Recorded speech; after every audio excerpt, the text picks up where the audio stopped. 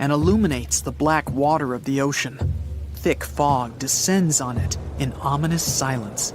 Then, it's suddenly broken by the creaking of wooden boards, followed by a rippling of the waves. Through the fog, you see the outline of an old, large ship. Its hull is rusty, and a strange cold is coming from it. But the most unsettling thing is that there's no one on the deck. The ship sails without a crew. No, this isn't a mythical Flying Dutchman, but a very real ghost ship. September 2nd, 2019. The British Royal Navy's ice patrol ship, called the HMS Protector, sails through the calm waters of the Atlantic Ocean. The time is 11 p.m. Some of the ship's crew are on deck, while others are sleeping in their cabins. The captain steers the ship and looks straight at the horizon. The sky is lit up by an orange twilight, and clouds float in the distance. Suddenly, against this beautiful landscape, one of the sailors notices the black silhouette of an unknown ship. The captain slows down and steers the ship a little closer to the mysterious vessel. This is an old cargo ship, 250 feet long. Attempts to contact the crew members lead to nothing. It seems the unknown boat is floating in the ocean by itself. There's no one on board, at least, no one alive. The deck of the ship creaks from rocking on the waves. The sun sinks below the horizon, and it gets dark. The ship looks terrifying. British sailors don't dare to climb on that strange deck. They take a photo, post it on the internet, and sail away. Many people on the internet will assume the sailors met a real ghost ship. 5 months later, we're in the village of Ballycotton in County Cork, Ireland. A local leaves the house early in the morning to go for a daily run. Music in his headphones, fresh cool air, and a scenic route are ideal conditions for a good workout. The jogger runs along the road on the coast of the Celtic Sea. There was a strong storm last night, and now the sea looks calm. The man runs along the top of a low cliff and notices a huge vessel. An old rusty cargo ship 250 feet long lies on the beach, right among the rocks. No people on board. It seems the ship has been here for ages, but the local is sure this vessel wasn't here yesterday. A little later, it turns out this is the same ship that the sailors from the HMS Protector saw 5 months ago, thousands of miles from this place. The cargo ship, called the Alta, was built in 1976. Nobody knows who used it all this time and for what purposes. It's only known that in 2017, the ship was purchased by a new owner and marked with the flag of Tanzania. It's important to say that almost all cargo ships are equipped with AIS, Automatic Identification System, which is needed to track ship movements in the ocean. Since 2015, something strange started happening with the Alta's AIS. The ship disappeared from the satellites, then reappeared again. Over the past few years, this ship had changed several names and flags. It's not surprising that its AIS shut off and turned on numerous times. It's said that some of those who disable AIS on their ships do so to hide outlaw activities. The ship's captain, whoever it was, clearly didn't want to show the Alta's movements. As AIS showed in 2017, the ship had sailed near Greek port cities. The Alta made 12 stops in 3 such cities in different parts of Greece. Then, the AIS signal disappeared, and 10 months later, the Alta reappeared near the northern coast of Africa, 1,200 miles from Greece. In September of 2018, the ship was sailing about 1,400 miles southeast of Bermuda, and at that time, the crew members started having problems. There were 10 people on board the Alta. On September 19th, the ship's engine failed right in the middle of the Atlantic Ocean. The nearest shore was very far away. The ship began to drift. As days passed, the crew couldn't fix the vessel. Food supplies were running low. The crew started to panic and tried to contact someone. The situation got worse as a strong hurricane was approaching the place where the ship broke down. Crew members contacted the U.S. Coast Guard, On October 2nd, a helicopter headed towards the ship. Food and water were unloaded on the Alta.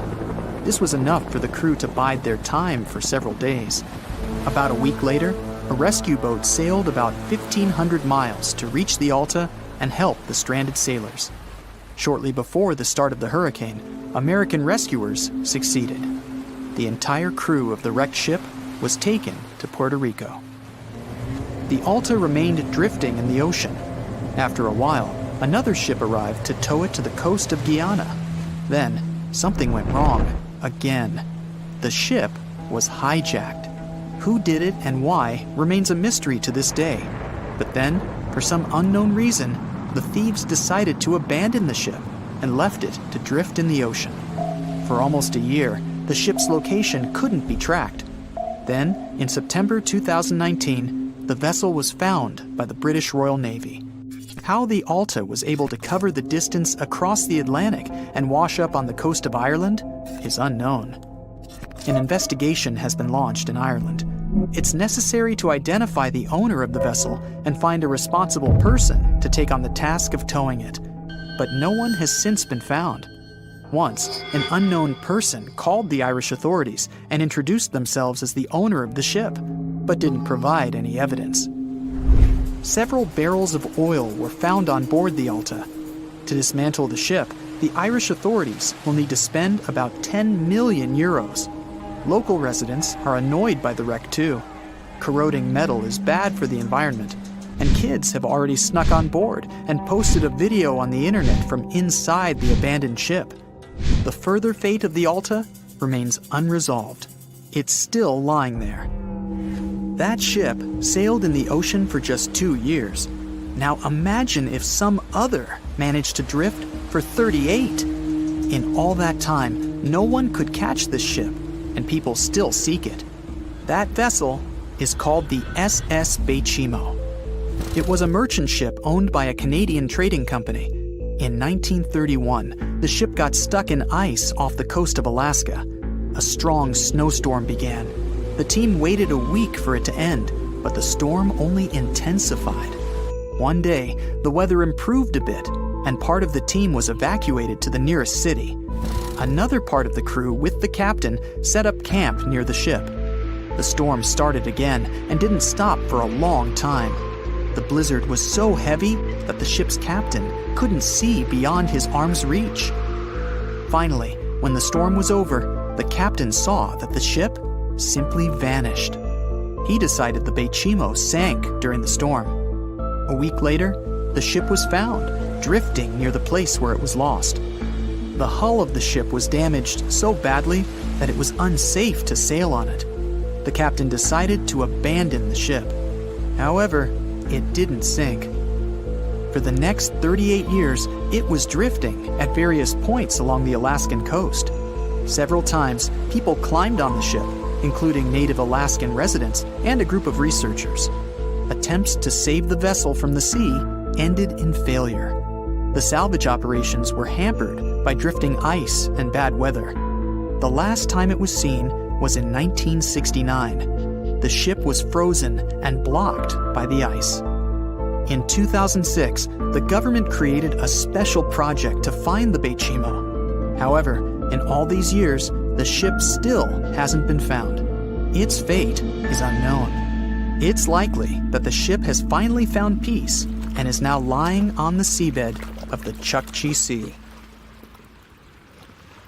The voyage started just like any other. The cargo ship SS Cotopaxi is making another journey to Havana, Cuba, to deliver coal. It's November 29, 1925.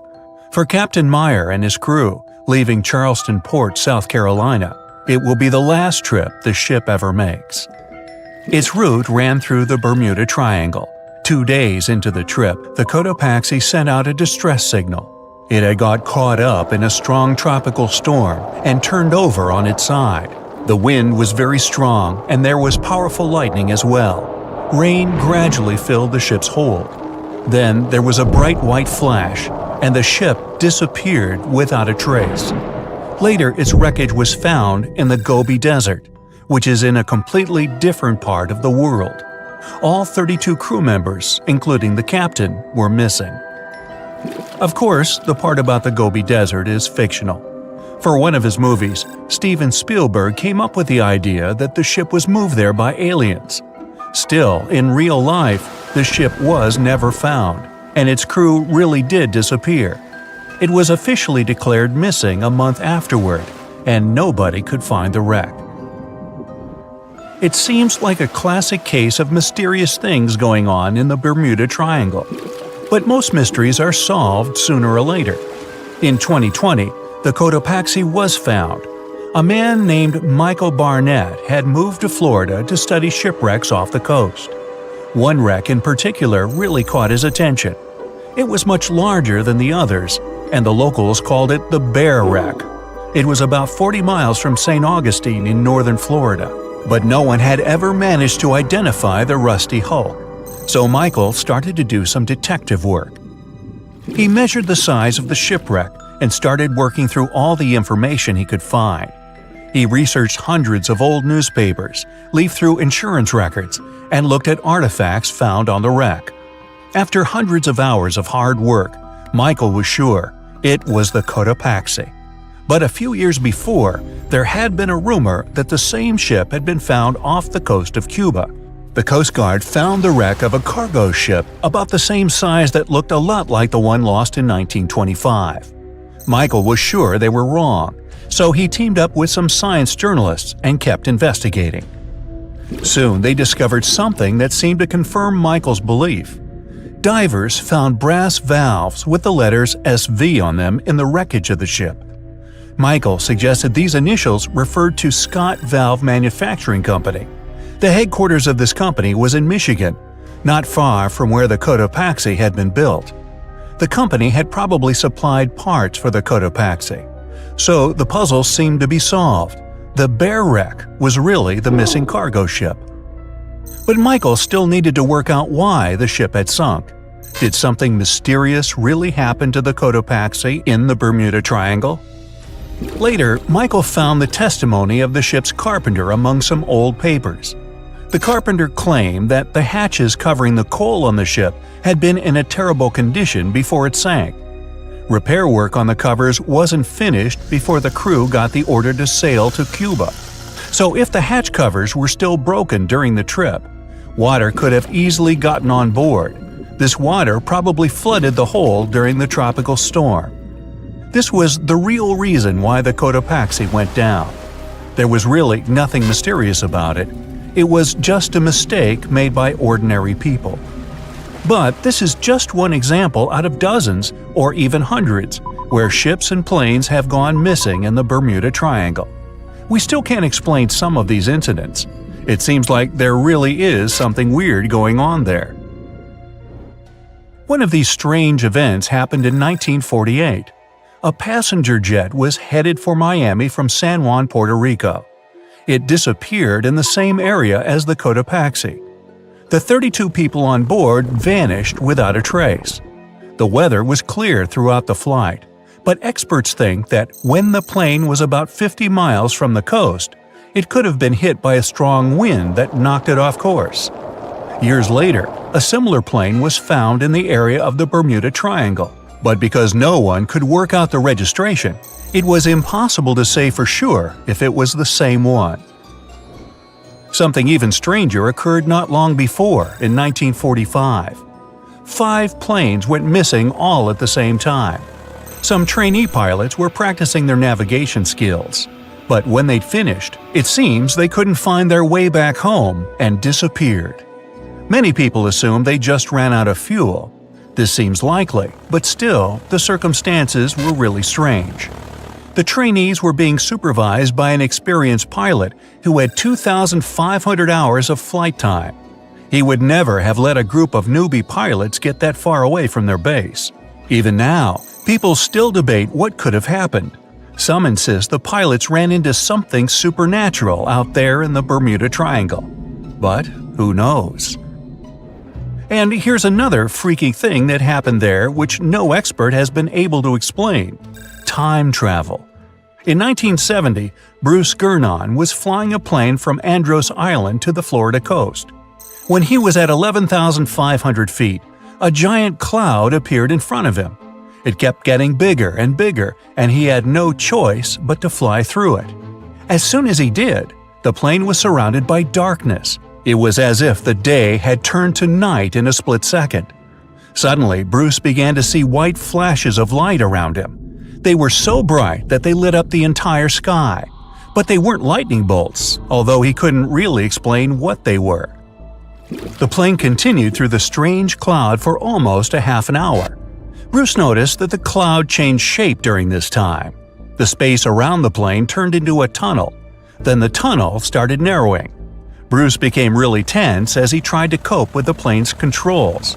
All his instruments and navigation equipment were going crazy, and the electronics stopped working. Then, a white light appeared at the end of the tunnel. Just like in the movies, the plane escaped the closing cloud tunnel at the very last second. Everything was fine, but now Bruce found himself in some white fog. He had no idea where he was. Then he managed to contact ground control. He was shocked when he learned that his plane was already in the airspace above Miami. It seemed that something impossible had happened. Bruce was meant to cover a distance of about 250 miles during the flight. This usually took 1.5 hours, but he had managed it in just 47 minutes, almost 2 times faster than normal. When Bruce landed, he went to check the amount of fuel left in the tank. It turned out he'd used up a lot less than the normal amount of fuel as well. Could there be a logical explanation for the time-traveling plane? Well, records show that a large number of sunspots were detected on the surface of the sun that day, and there was a strong solar wind. This could easily have made the electronics and devices on the plane go crazy. But what about the mysterious cloud? The Florida coast is a place where 2 large air currents meet. One has a high pressure and the other is a low pressure one. This causes a lot of storm clouds in the area. But people still debate how Bruce was able to cover the distance so quickly. Some people say that some kind of mysterious dark energy was involved. Others say it was a gravitational anomaly that curves space and time. Others think that Bruce is just a fraud. We still don't know the truth. So, is there really something supernatural about the Bermuda Triangle? Or is it all just coincidences and made-up stories? The truth is that no more planes and ships disappear in the Bermuda Triangle than anywhere else in the world. At the beginning of the 20th century, somewhere off the coast of West Africa, a German steamship was leaving the port. Suddenly, the weather got worse, and the vessel entered a thick fog. The sailors ran aground on a sandbank close to the shore. Luckily, no one was hurt, and they were even able to save their precious cargo. But the ship was stuck in the sand for good. And it was not alone there. Nearly the entire length of the western coast of Namibia is called Skeleton Coast. If the name sounds scary, that's because it is. This 976-mile-long beach line is among the most dangerous places on Earth. The local Bushman tribes believe that their supreme deity made this land when it was angry. The Portuguese were the first Europeans to set foot in Namibia in the 15th century. And yep, they didn't like Skeleton Coast either. Portuguese explorers thought this land presented the gates to the underworld. This is the place where the Namib Desert meets the Atlantic Ocean. It might be dangerous, but it's actually beautiful. Plus, it's a UNESCO World Heritage Site. If Skeleton Coast had a PR manager, they would quit on the first day on the job.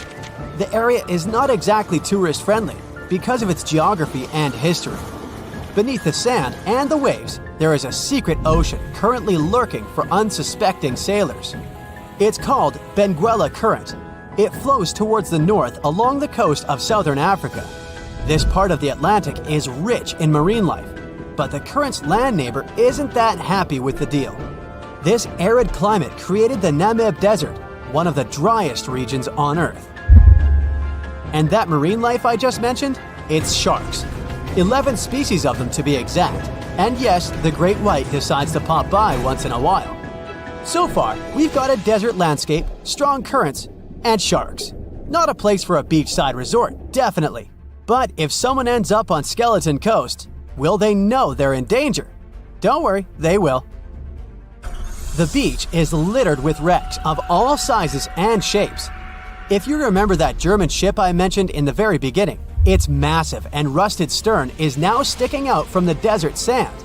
There are some 500 wrecks in total scattered along the coast, and it's a mixed crowd, from Portuguese galleons centuries old to ships that ran ashore here in the 21st century.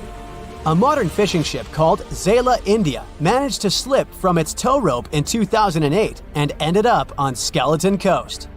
Okay, it didn't escape on its own, it had some help from the elements, but it's better to be a tourist attraction on a beach than to be broken up for scrap. That's where the trawler was originally going, poor thing. Skeleton Coast's most famous inhabitant, to call it such a place, is the wreck of the Dunedin Star. The British cargo liner ran aground here in 1942. The massive rescue operation that followed reveals why it's so dangerous for sailors to end up here. The rescuers managed to save all of the crew and passengers, but at a heavy price. An aircraft and a tugboat were lost in the process. It took the last of the rescuers a full 2 months to return home to Cape Town. Why, you might wonder? One look at the map of the region reveals the reason. It's an endless sea of yellow, which is the sand. There are so few roads here, so Skeleton Coast is hard to reach by land.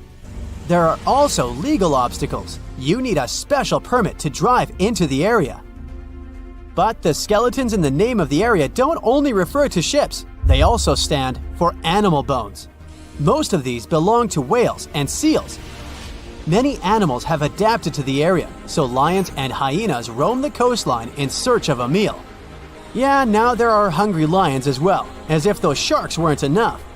Other animals with a temporary residence on Skeleton Coast include elephants, cheetahs, leopards, and giraffes. In 1971, the Namibian authorities established a national park here, but except for surfers, after an adrenaline rush, they don't get many visitors. You can understand why. The Namib Desert is the oldest desert in the world, and it's not very tourist-friendly either. Those who travel to the region should pack sunscreen and a warm winter jacket. A weird combo, right? Well, not so much when you think that during the day, temperatures soar over 110 degrees Fahrenheit. At night, the air temperature drops below freezing. What a climate roller coaster! And that's not the final danger. Yep, there's more. Remember how that German ship got lost in thick fog? Yeah, it wasn't a one-off event. Because of the region's climate, fog shows up frequently. Sailors should cover their ears now, but this fog is actually good for wildlife. This is their only source of water in the Namib Desert. Reptiles and mammals have adapted to the harsh climate. They use as little water as possible. Shifting sands, thick fog, strong currents, lions, and sharks. Not the stuff you would put in a tourist booklet, but Skeleton Coast isn't the only beach on Earth you wouldn't want to spend your vacation on. I will take you to Cape Tribulation in Australia. The area covers some 48 square miles in the northwestern part of the continent. And no, the area is not as dry as Skeleton Coast. It's part of the Daintree rainforest. You could say that here, it is the rainforest, not the desert that meets the ocean. The beach at Cape Tribulation is straight from a postcard. But looks can be deceiving. Australia? Probably sharks. No, crocodiles are out here to get you if you decide to go for a dip in the sea. There are saltwater crocodiles that the locals call salties. Well, that's a cute nickname for such a dangerous reptile. And it's not just them. The wildlife seems to have a beef with visitors. From October to June, the waters around Cape Tribulation are full of box jellyfish. Their venom affects the human cardiovascular system. When touched by a jellyfish out at sea, swimmers won't have enough time to reach land for help. Vinegar helps neutralize the sting, so you might want to keep a spare bottle in your luggage. Crocodiles and jellyfish sound dangerous, but there's one more animal you should look after. It's the wild boar. It might sound funny, but you won't laugh when you're being chased by one of these across the beach. 21 million wild boars live in Australia. They're mostly active at night, making it even more dangerous if they charge at you. The best defense is running in circles. Wild boars can't cut corners well. That's probably why we don't see many of them taking up careers as race drivers. Cape Tribulation has one last danger installed for you, and it's not an animal. Out here, even the trees are plotting against visitors. The stinging tree got its name for a reason. If you try to pick one of its beautiful red berries, it'll fight back. Its prickles are like tiny glass shards. The less than pleasant effect on your skin will last for a month. Then there is this wait a while bush. Who keeps naming them like this? This long vine has spikes that grab hold and just don't let go. They are so strong they can pull a human off a horse. You'll have to wait for someone to come by and save you from this thorny grabber.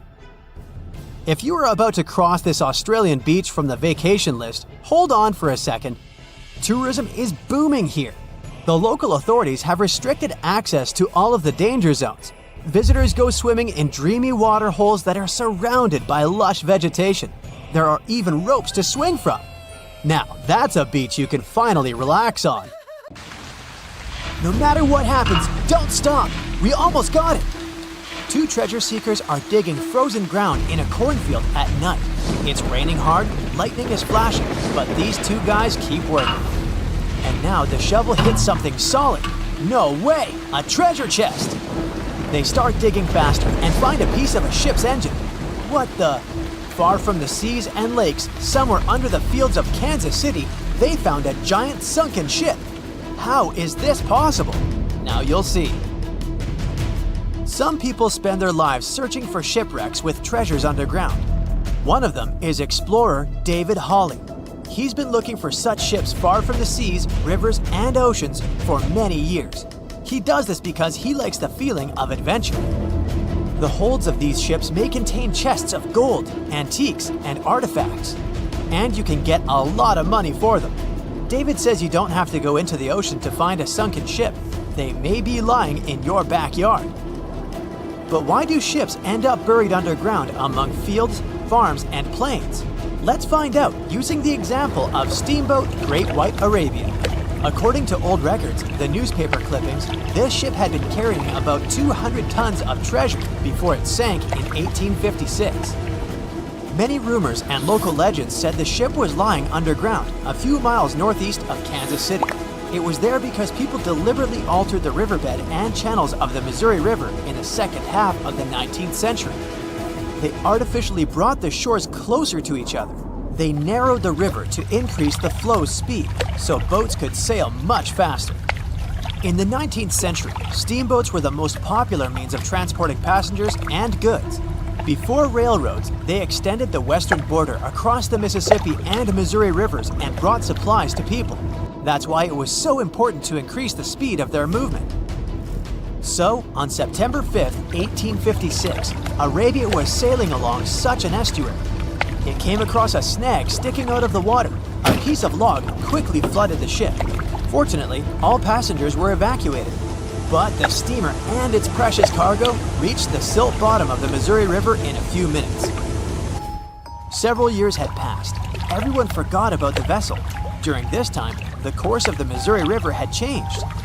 But Arabia remained under the wet, muddy bottom. The soil level above it was getting higher, and the ground was losing moisture. Eventually, many decades later, a cornfield formed above the sunken ship.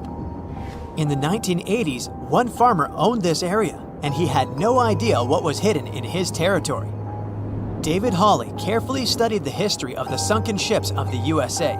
He knew that hundreds of steamers had gone underwater all over Missouri, but most of all, he was interested in Arabia, as there were rumors that it was filled with gold and other valuable things. The territory of cornfields in Kansas was vast, but David Hawley knew how to search properly.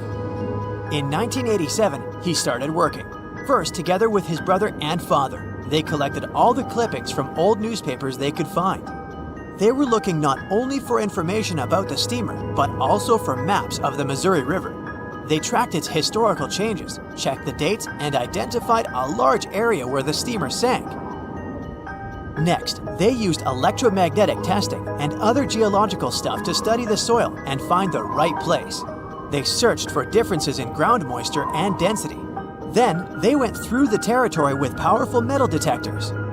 And so, by the fall of 1988, they had determined the location of the steamer. Arabia was the size of a football field. This gigantic vessel lay 45 feet underground, 4 stories down. But before they started excavating, they had to ask the owner of the cornfield for permission. For the farmer, this news was a big surprise. He agreed on the condition that the excavations would be completed by spring so that he could sow a new crop. Digging a giant ship in winter is much more difficult and expensive than at other times. It includes additional equipment, electricity, and heating costs. The team worked day and night. They financed the excavations out of their own pocket. Each invested more than $10,000 and took out a bank loan. Finally, they noticed the first details of the ship. The shovels hit the huge engine boilers and the deck. The goal had been achieved. Most of the cargo lying inside the sunken ships is covered with rust, shells, mud, and is badly damaged. The contents of Arabia were in excellent condition, considering that the ship had sunk 130 years prior. Unfortunately, they didn't find the chests of gold. Still, they got several tons of other valuable cargo, household items of people who lived in the middle of the 19th century. It was a time capsule.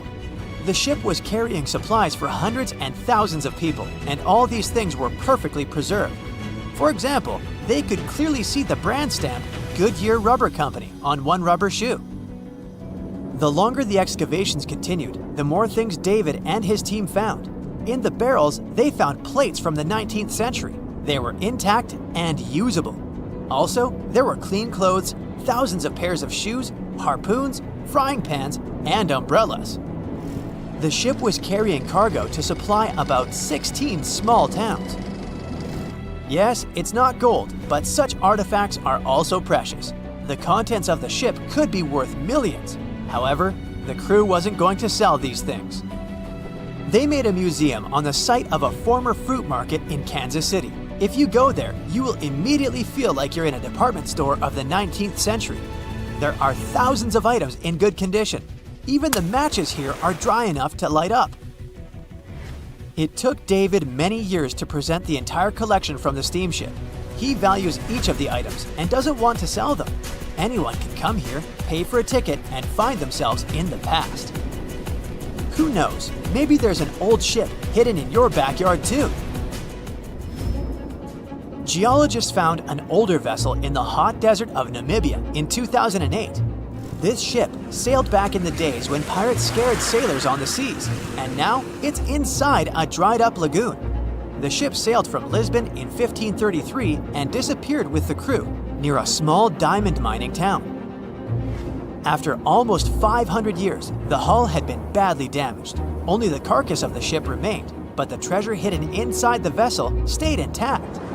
They carefully studied the boat for a long time, trying not to ruin anything. And then, 5 days later, they found a big old chest in the hold. Carefully opening it, they found gold coins there. Thus, the cost of the ship was estimated at about $10 million. The exact cause of the shipwreck is unknown, but experts believe the ship was destroyed by heavy cargo and bad weather. It went to the bottom of a lagoon that later became a desert.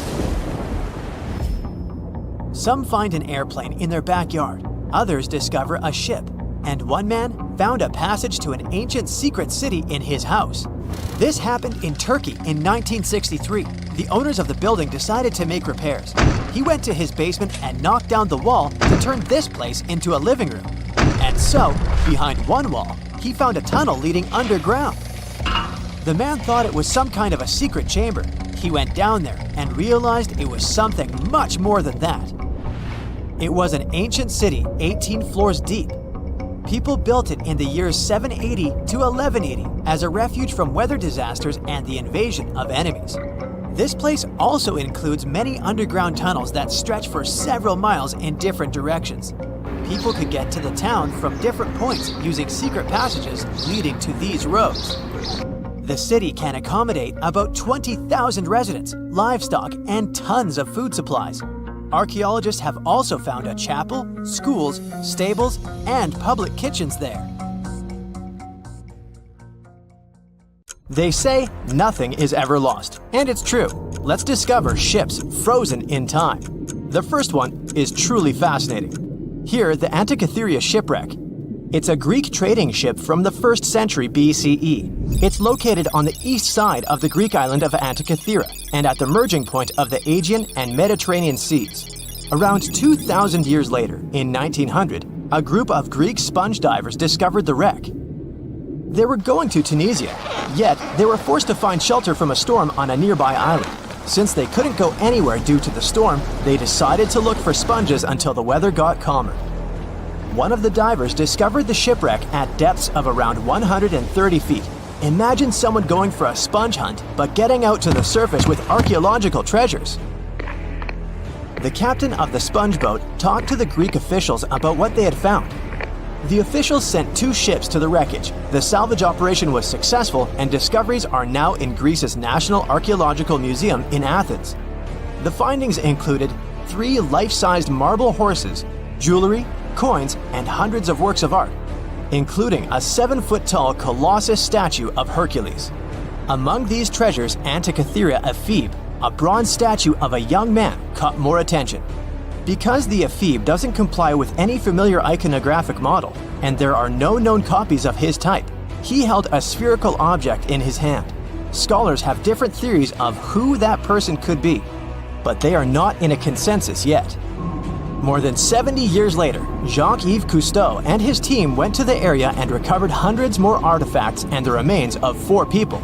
Interestingly, they discovered a complex set of interlocking gears, capable of predicting the movement of the sun, moon, and several planets. The mechanism can also show the times of solar and lunar eclipses years into the future. Think of this Antikythera mechanism as an early computer calendar, to plan significant events like agricultural activities, religious rituals, and Olympic Games. These artifacts found in the Antikythera wreckage are some of the most important findings in modern archaeology. Just the Antikythera mechanism itself has changed our perception of the limits of ancient technology. The mechanism has a sophisticated design and was made over 1,000 years ago. After all these amazing discoveries, experts believe that the wreckage site has remained largely unexplored and is mostly because of its location and the landscape of the seafloor on which the ship rests. The wreck is too deep for scuba divers but too shallow to use something like a submersible. A survey made on the seafloor in 2012 showed evidence of a second wreck about 800 feet to the south. It's clear that this area has a lot to offer humanity. What would happen if those sponge hunters didn't go to the area? Scientists found a shipwreck in Antarctica at the bottom of the Weddell Sea 107 years after it sank. The name of the ship was Endurance, and it was the lost vessel of Antarctic explorer Sir Ernest Shackleton. Scientists who laid eyes on it decades later say it is among the greatest undiscovered shipwrecks ever. That is why they filmed the whole discovery. The video shows the remains of the Endurance and proves it is still in remarkable condition.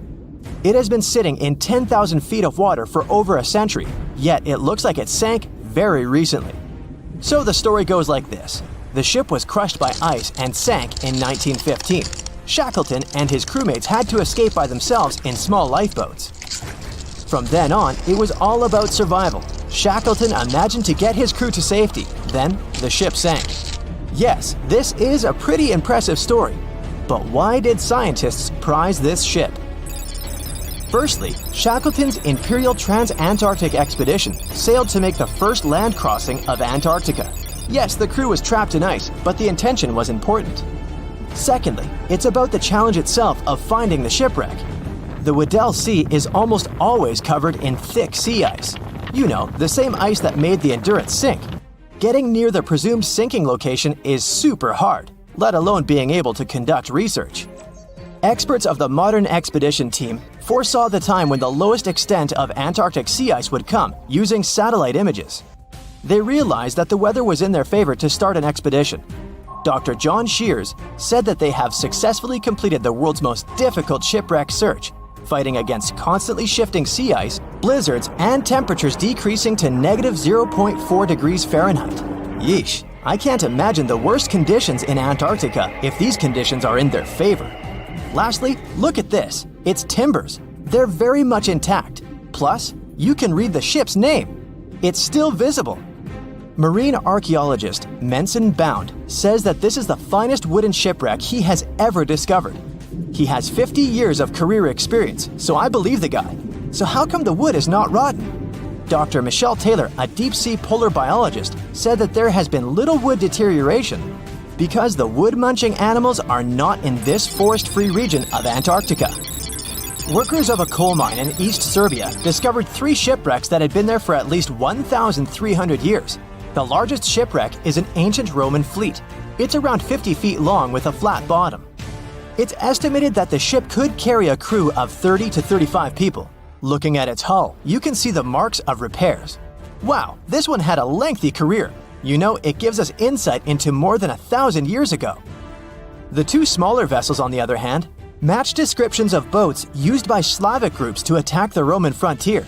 These 2 have been discovered under mud and clay in an ancient riverbed. Apparently, in those times, there was a Roman base in a place called Viminacium City. Interestingly, Viminacium was a provincial capital with an estimated 40,000 inhabitants in the 4th century CE. For comparison, it was even larger than Pompeii. The Kostelach coal mine is a center of hidden gems. Archaeologists had found evidence of ancient human and animal activity here before. For instance, in 2012, experts found bones of at least 5 woolly mammoths, which went extinct about 10,000 years ago. Canadian archaeologists found a ship 150 years after it went missing in the Canadian Arctic waters. This merchant ship is called HMS Investigator. It was purchased in 1848 to search for the explorer Sir John Franklin's ship that got lost in the Northwest Passage expedition. So, HMS Investigator left Britain in 1850 for this rescue operation. The expedition crew, captained by Robert McClure, sailed the Investigator into the water. He realized that he was in the final leg of the Northwest Passage, the sea route across North America. But before he could sail into the Beaufort Sea, the 122-ton ship itself got stuck in the thick ice. The crew spent the winter over the Prince of Wales Strait. The following summer, McClure tried again to sail to the end of the passage, but the ice blocked his way once more. Here, too, the crew was forced to leave the ship. He steered the crew into the Bay of Mercy. There, they were to remain until 1853 when the crew of the HMS Resolute rescued them. Imagine a crew of 60 people who had to spend 3 winters in the Arctic without even knowing if they would survive.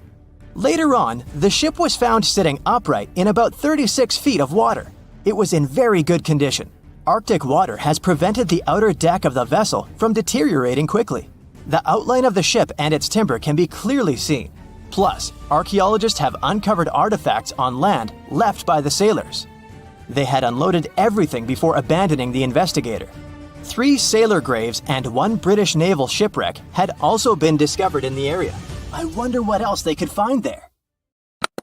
Wow, it's the only place where 1 minute you're learning 17 natural ways how to get rid of houseflies, and the next, you're taking an epic journey straight into a black hole. More than 10 billion, with a B, views in total. That's 47 billion minutes watched, or more than 70,000 years. That's all the way back to the Ice Age. No, I wasn't around then. 40,000 videos, hundreds of topics, and most importantly you, a whole 44 million of you. Our viewers. We could populate an entire country if we wanted to. We'd like to continue helping you learn and giving you useful skill improvement tips. Got a thirst for knowledge? We've prepared 4 masterclasses on creating a 2D character animation from scratch, 10 hours of video lessons, practical tasks using professional software, and additional materials that you can use with your own projects. Get the full course now and create your own animated masterpiece. There's a ship drifting somewhere in the ocean without a crew. The last time someone saw it was over 50 years ago. Its story reminds of that of the Flying Dutchman, a ship that's bound to sail forever and bring disaster to whoever sees it at sea. At least the legend says so. Unlike the Flying Dutchman, the SS Baychimo was definitely real and built for a German company in Hamburg, and began as an ordinary cargo ship. It was trading supplies between Hamburg and Sweden in the Baltic Sea starting from 1914. It had a strong steam engine and a hull made of steel. A few years later, it became British property. Then, in the 1920s, a Canadian company purchased it for around $18,000, a huge amount of money back then. The new owner, the Hudson's Bay Company, was actively using the ship for several years. They would often send it on voyages from its home port in Scotland to Siberia, Alaska, the Yukon, and the Northwest Territories. It also passed through the Panama Canal and even the Suez Canal, with fur pelts for sale on board. Sometimes it would also transport passengers. It had completed 9 successful voyages before this strip of good luck came to an end. Starting from the 1930s, SS Baychimo would have trouble with ice and storms. When it first got trapped in ice in October of 1931, some of the crew managed to escape to Alaska. 15 of 22 sailors decided to stay with their vessel and try to save it. They had furs and other valuable cargo worth around $58,000 aboard. The company sent them supplies to survive the winter. They set camp near the ship out of the hatches, tarpaulins, and other materials, and offloaded the cargo. At the end of November, a blizzard rushed through the area, and it seemed like it had taken the ship with it. The ice platform had survived, but the ship broke free. Some of the crew members were sure it had sunk. But soon after, they heard from one of the locals who had spotted their ship around 45 miles away from their camp. The crew moved on with their lives, and the ship started its journey as a runaway vessel. People would spot SS Baychimo once a year or so, all the way until 1965. It was mostly spotted off the coast of Alaska. A man going to Nome with his sled dog, along with prospectors, explorers, and treasure hunters, all claimed to have seen SS Baychimo. Someone tried to board it and take it to port, but ended up stranded on it for days because of horrible weather. Others got luckier and managed to take a whaleboat, some furniture, and other valuables from the vessel. Those who got close to the ship saw that it was damaged and missing the propeller.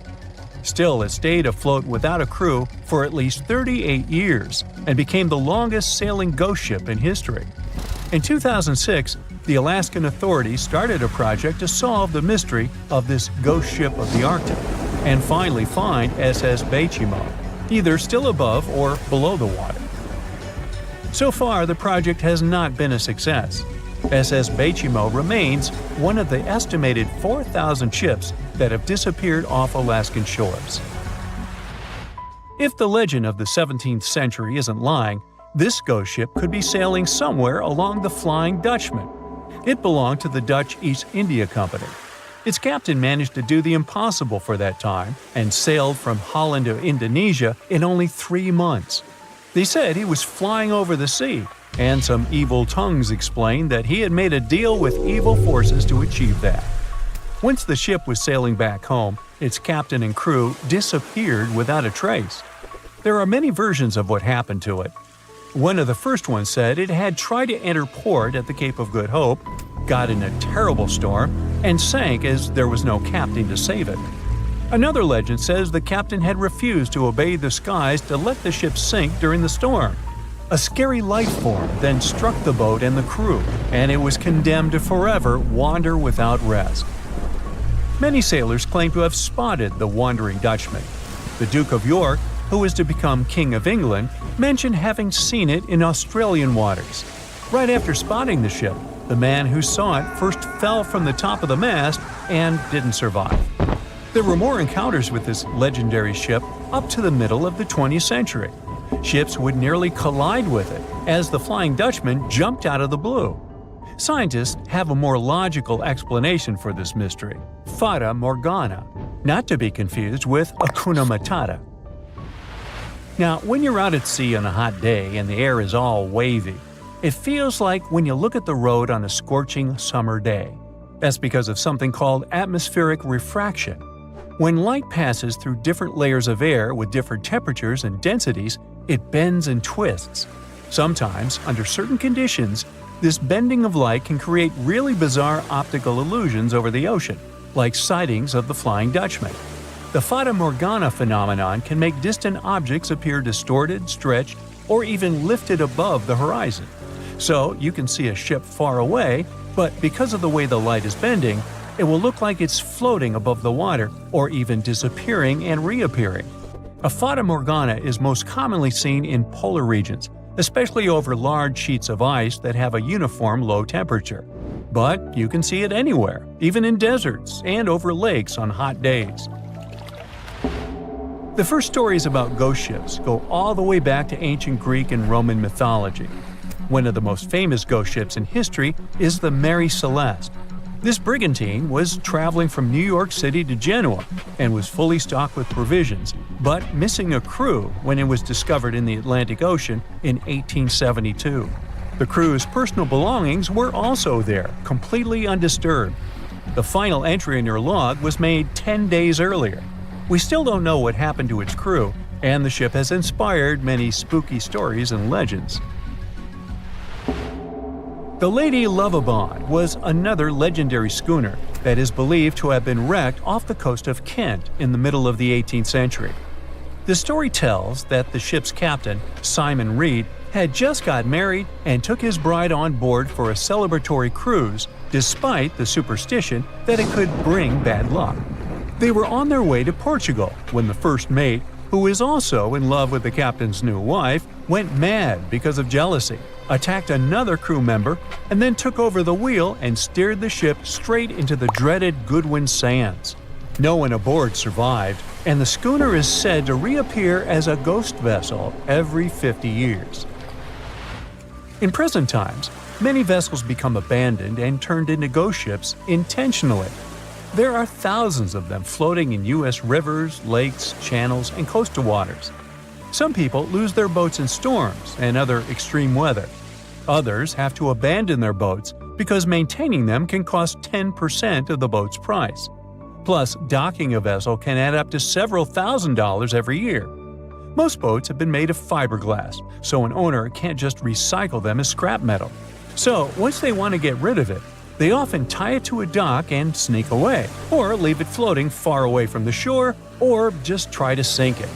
When ghost ships sink in shallow waters, they can cause damage to coral reefs, mangroves, marshlands, oyster habitats, and wetlands. Plus, they can collide with unsuspecting regular ships and cause real trouble. So, don't do that. Enough said. Strange things occur in the cold waters of Antarctica. One of these things happened to a ship called Jenny. It was a small schooner whose history began in 1822. The boat and its crew set sail and disappeared a year later. For 18 years, the ship was considered sunk. People forgot about it, but in 1840, the vessel reminded the world of itself. That year, the whaling ship Hope sailed through the Drake Channel in Antarctica. The crew members noticed a ship among icebergs. It was the schooner Jenny. It was floating slowly in the dark, with no signs of life. The captain of the Hope, Mr. Brighton, gave the order to approach the mysterious vessel. They thought it was some creepy ghost ship, but as they came closer, they noticed crew members on the deck. The sailors of the Hope called out to them, but received no answer. This time, it became clear that something terrible had happened to the Jenny. When Brighton boarded, he realized that the Jenny crew members weren't missing. They were here. Frozen people stood like statues. Brighton went down to the lower deck and found the captain. He was sitting frozen at the table, holding a pen. Brighton looked at the logbook.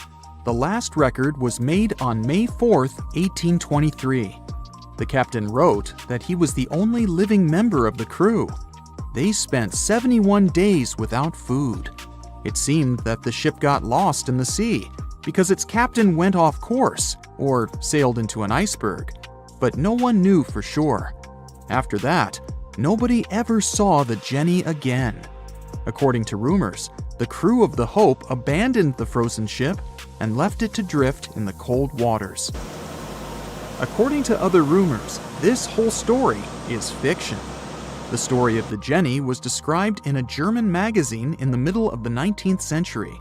Still, there was no further evidence of the ship's existence. Already in our time, Cambridge University decided to explore the case of the Jenny. The researchers discovered that one of the crew members of the Hope, who didn't disclose his name, told someone the legend of the frozen ship.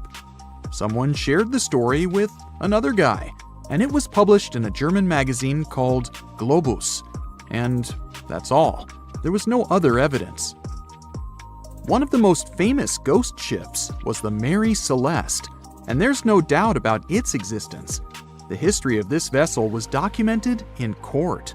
People wrote about it in newspapers, but the most exciting thing is that the ship continued to be used even after 10 people disappeared from its deck. The history of the Mary Celeste began in Canada in 1861. When it was first built, the ship was called the Amazon. It changed captains several times, and it also hit some rocks. The boat was sold, bought, then sold again, repaired, and sailed under the name Mary Celeste. In 1872, it had a new captain, Benjamin Briggs. He was a decent, brave man with a lot of experience in navigation. He had a beloved wife, a daughter, and a son. When he went on his last voyage, he took his wife and daughter with him, and his son stayed in America. In November of 1872, the Mary Celeste sailed from the port in New York with 10 people on board and disappeared. 8 days later, another ship, the Dei Gratia, also left New York and followed the same route. Dei Gratia's captain, David Morehouse, noticed the Mary Celeste and immediately realized something was wrong. The ship was moving too freely, as if no one was controlling it. The captain tried to contact the crew members, but no one answered him. Then, together with other sailors, he climbed aboard the Mary Celeste. The ship was in good condition. There was no damage. The hold was slightly filled with water, but it could be easily pumped out. Everything seemed fine, but one lifeboat was missing. The crew members' valuables were in their cabins. The cargo was in the hold. The supplies of water and food were untouched. Judging by the records in the logbook, the ship was caught in a storm, but it was not too strong. Other ships also sailed through this storm, but nothing bad happened to them. The last record was dated November 25th, and it claimed that everything was fine. The sails of the Mary Celeste were slightly damaged, but perhaps it happened after the crew had disappeared. The whole ship was in excellent condition, but what made the people leave it? Part of the crew of the Dei Gratia stayed on board the Mary Celeste to bring it to dry land. Everything went well. They delivered the ship to the closest port. Next, the captain of the Dei Gratia appeared before the court and told about what had happened. However, the prosecutor and the judge didn't want to believe in the story of the Mary Celeste. They were sure the captain got rid of the ship's crew to get money for its cargo. According to the maritime laws of that time, if you found a ghost ship with valuable cargo, then a substantial part of this cargo belonged to you. So, many people thought that David Morehouse decided to earn some money. This version seemed to be more valid than the one about the mysterious disappearance of 10 people. Fortunately, no one accused the captain of committing a crime. They thanked him for his service and gave him a monetary reward. However, his reputation was damaged, which greatly affected his career, as many believed he attacked the crew of the Mary Celeste. But even after this terrible case, trial, and investigation, the story was not over. The Mary Celeste was still an expensive and efficient vessel. It sailed several times, but then one captain crashed it into the reefs to get insurance. The court revealed this deception and accused the captain of intentional property damage. The story of the Mary Celeste became famous all over the world. People began to build their theories, realistic and not. Someone believed the ship had sailed through the Bermuda Triangle, but this version was quickly refuted, as the route of the Mary Celeste passed thousands of miles away from the Bermuda region. Did the Kraken or another giant monster attack the ship? Nope. Since the boat was found in almost perfect condition, there were no signs of a struggle. One of the most popular versions was that the crew of the Mary Celeste stole some valuable cargo and sailed to Spain on the rescue boat. However, those who knew Captain Benjamin Briggs said he was a good, honest man. Besides, he had a son in New York, and Briggs would never leave him. A more thorough investigation revealed that a series of accidental circumstances could have caused the disappearance of the ship's crew.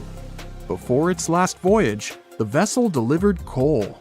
Perhaps the pump intended for pumping water got clogged with coal after that. And when the ship got into a storm, the hold filled with water and the pump broke. The captain couldn't understand the amount of water because numerous barrels in the cargo hold blocked the view. Benjamin Briggs assumed it was dangerous to stay on the ship during a storm, so he evacuated with the passengers on a lifeboat.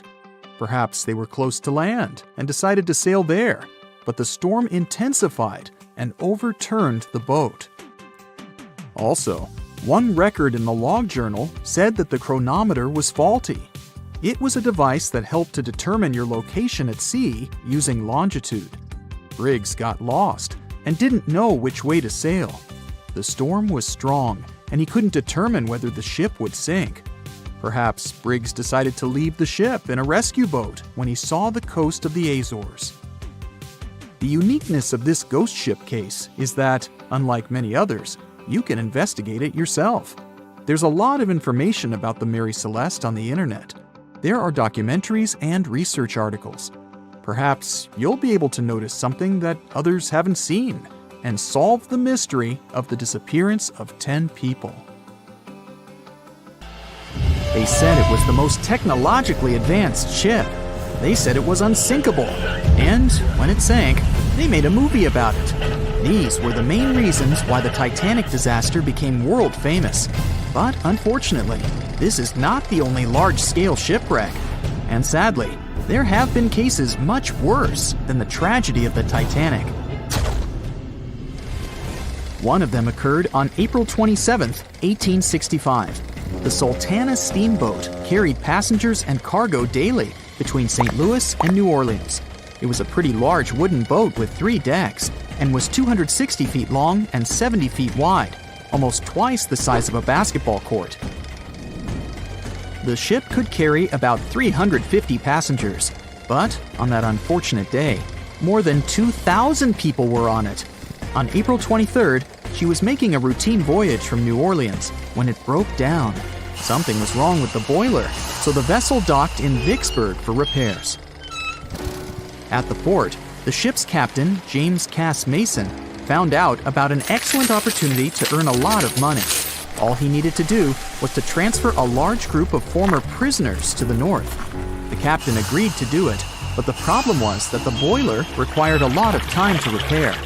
Mason was afraid that his competitors would take the job, so he decided to sail despite the malfunction the ship had. He patched up the holes in the boiler instead of a big repair and invited all the ex-prisoners on board. So, there was a broken boiler, an excess number of passengers, a lack of lifeboats, and not the best river conditions. Also, the captain refused to send the ex-prisoners to the hold, so they were all with ordinary passengers. There were strong chances for a shipwreck, but the greedy desire to earn more money was stronger. The Sultana went on a voyage and sailed up the river for 2 days. At this time, one of the biggest Mississippi floods in history began. The river overflowed its shores because of the flood, with the water level rising several feet. All the trees on the shore disappeared, and only the tops were sticking out of the water. The ship sailed opposite this powerful current, making the boiler work too hard. On the evening of April 26th, the Sultana arrived in Memphis, Tennessee, and they loaded even more, 120 tons of sugar and 200 passengers. She got incredibly heavy. Around midnight, the ship continued its dangerous journey. The captain sailed to barges to load a shipment of coal. At 1 a.m., the vessel left the barge. At 2 a.m., the broken boiler, unable to withstand the load, suddenly exploded. The Sultana was just 7 miles north of Memphis. Few people survived that day. The Problem was that passengers trying to escape from the fire jumped into a cold river with a strong current. The Sultana disaster is considered the most tragic shipwreck in the history of the United States. The exact number of those who didn't survive is still unknown. According to various sources, this number was from 961 to 1,800 people. Don't be surprised that almost no one knows this story. There were many more survivors in the Titanic tragedy, and everybody heard about it. But the Sultana sank during one high-profile event. 12 days before the shipwreck, the country lost Abraham Lincoln. People hadn't yet recovered from this news, so no one paid much attention to the tragedy of the Sultana.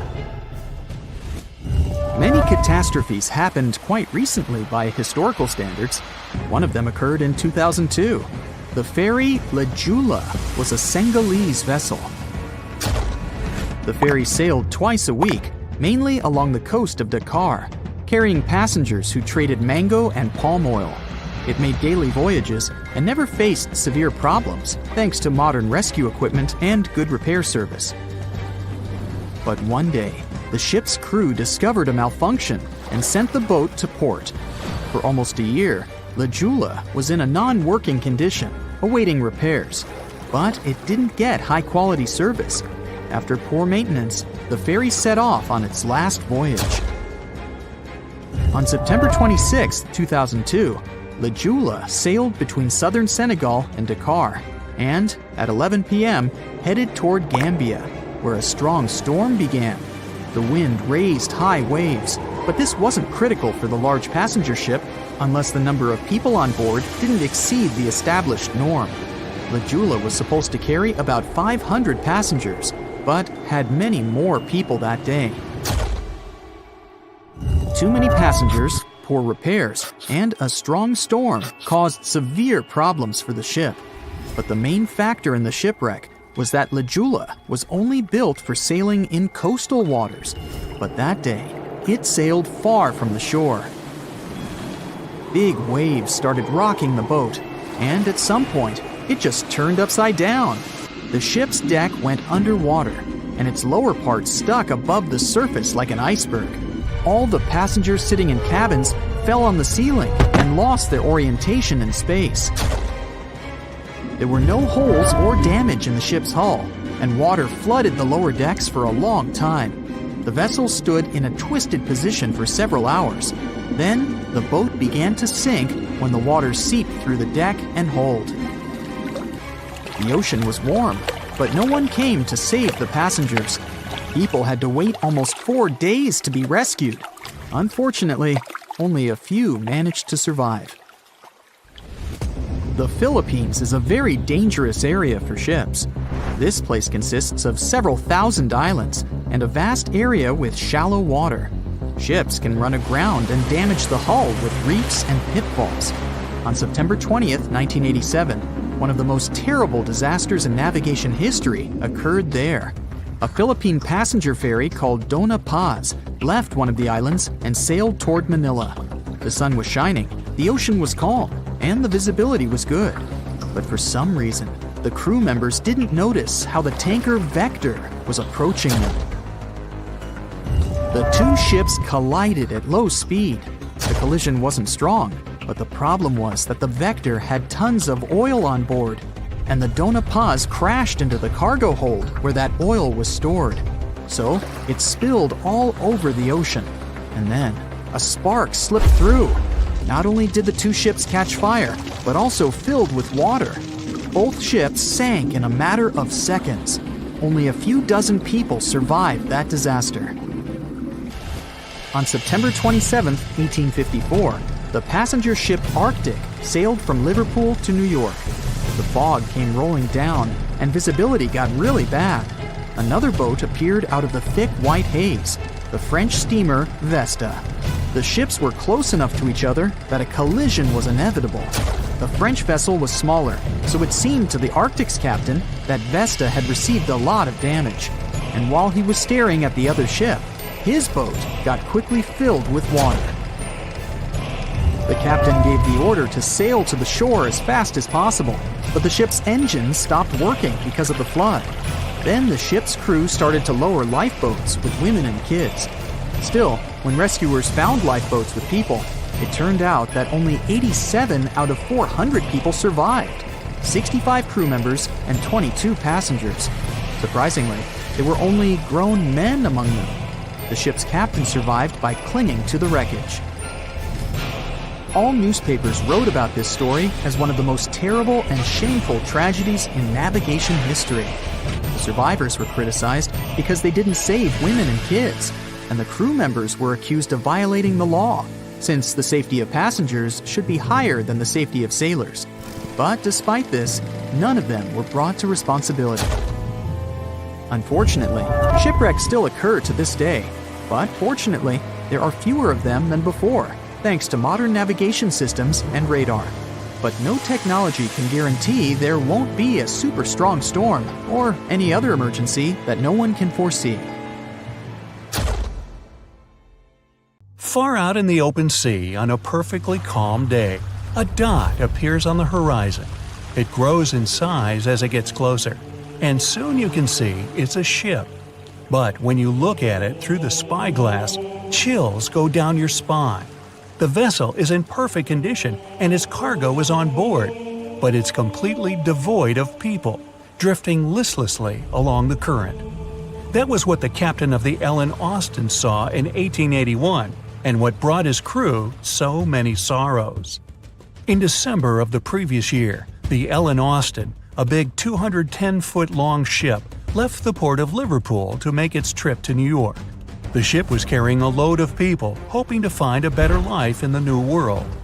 Captain A.J. Griffin took the vessel due southwest for a shorter voyage, and a few weeks into 1881, they found themselves north of the Sargasso Sea, known for its lack of winds and strong circling currents. Ships that got caught in those could lose control and keep on drifting in circles until they were dragged into the center. From there, they'd be incredibly lucky to get back past the currents, but more often than not, they stayed in the desolate desert of the sea forever. Worse still, the area belonged to the notorious Bermuda Triangle, which was already known to take down ships and make them disappear without a trace.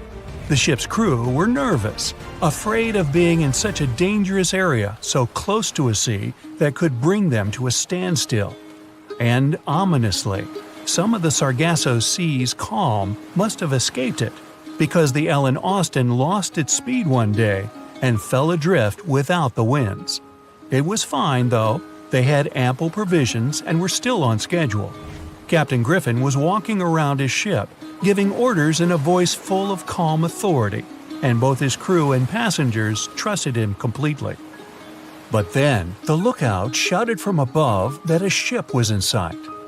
And indeed, when the captain looked in the direction the man was pointing, he saw a small schooner moving slowly into view and towards the Ellen Austin. As it came closer, it became apparent that the way the strange vessel moved wasn't right. The captain frowned and examined it through his spyglass. The schooner was untouched, but eerily silent. There wasn't a single soul on board. Derelict ships weren't that rare in the Atlantic at the time, but neither were pirates. Captain Griffin decided to wait and watch. After 2 days, the schooner was as quiet as always, and Captain finally thought it was fine to move in. He took a small team of sailors and boarded the stranded ship. There was nobody there indeed, but luck seemed to be on Griffin's side. The precious cargo of mahogany wood was still in the holds. The captain returned to the Ellen Austin and ordered his select men to take the smaller ship along to New York. The crew's spirits arose with the prospect of riches awaiting them upon arrival. When the winds blew strong again, the Ellen Austin continued its voyage, with the unnamed vessel tagging along. But after a couple of days, the ships were caught in a powerful storm and got separated. The wind, rain, and waves beat them for several days in a row. When the weather finally cleared, Captain Griffin ordered to find the schooner. They searched for another day until they finally found it adrift, way off the course. Griffin hailed his men on board the smaller ship, but no one answered. a party of sailors went to investigate and returned with their faces white with fear. The whole prize crew went missing in the storm. The captain wasn't one to lose such a valuable find, though, and ordered another team to take control of the schooner. Reluctantly, the sailors obeyed, and the two ships continued their voyage.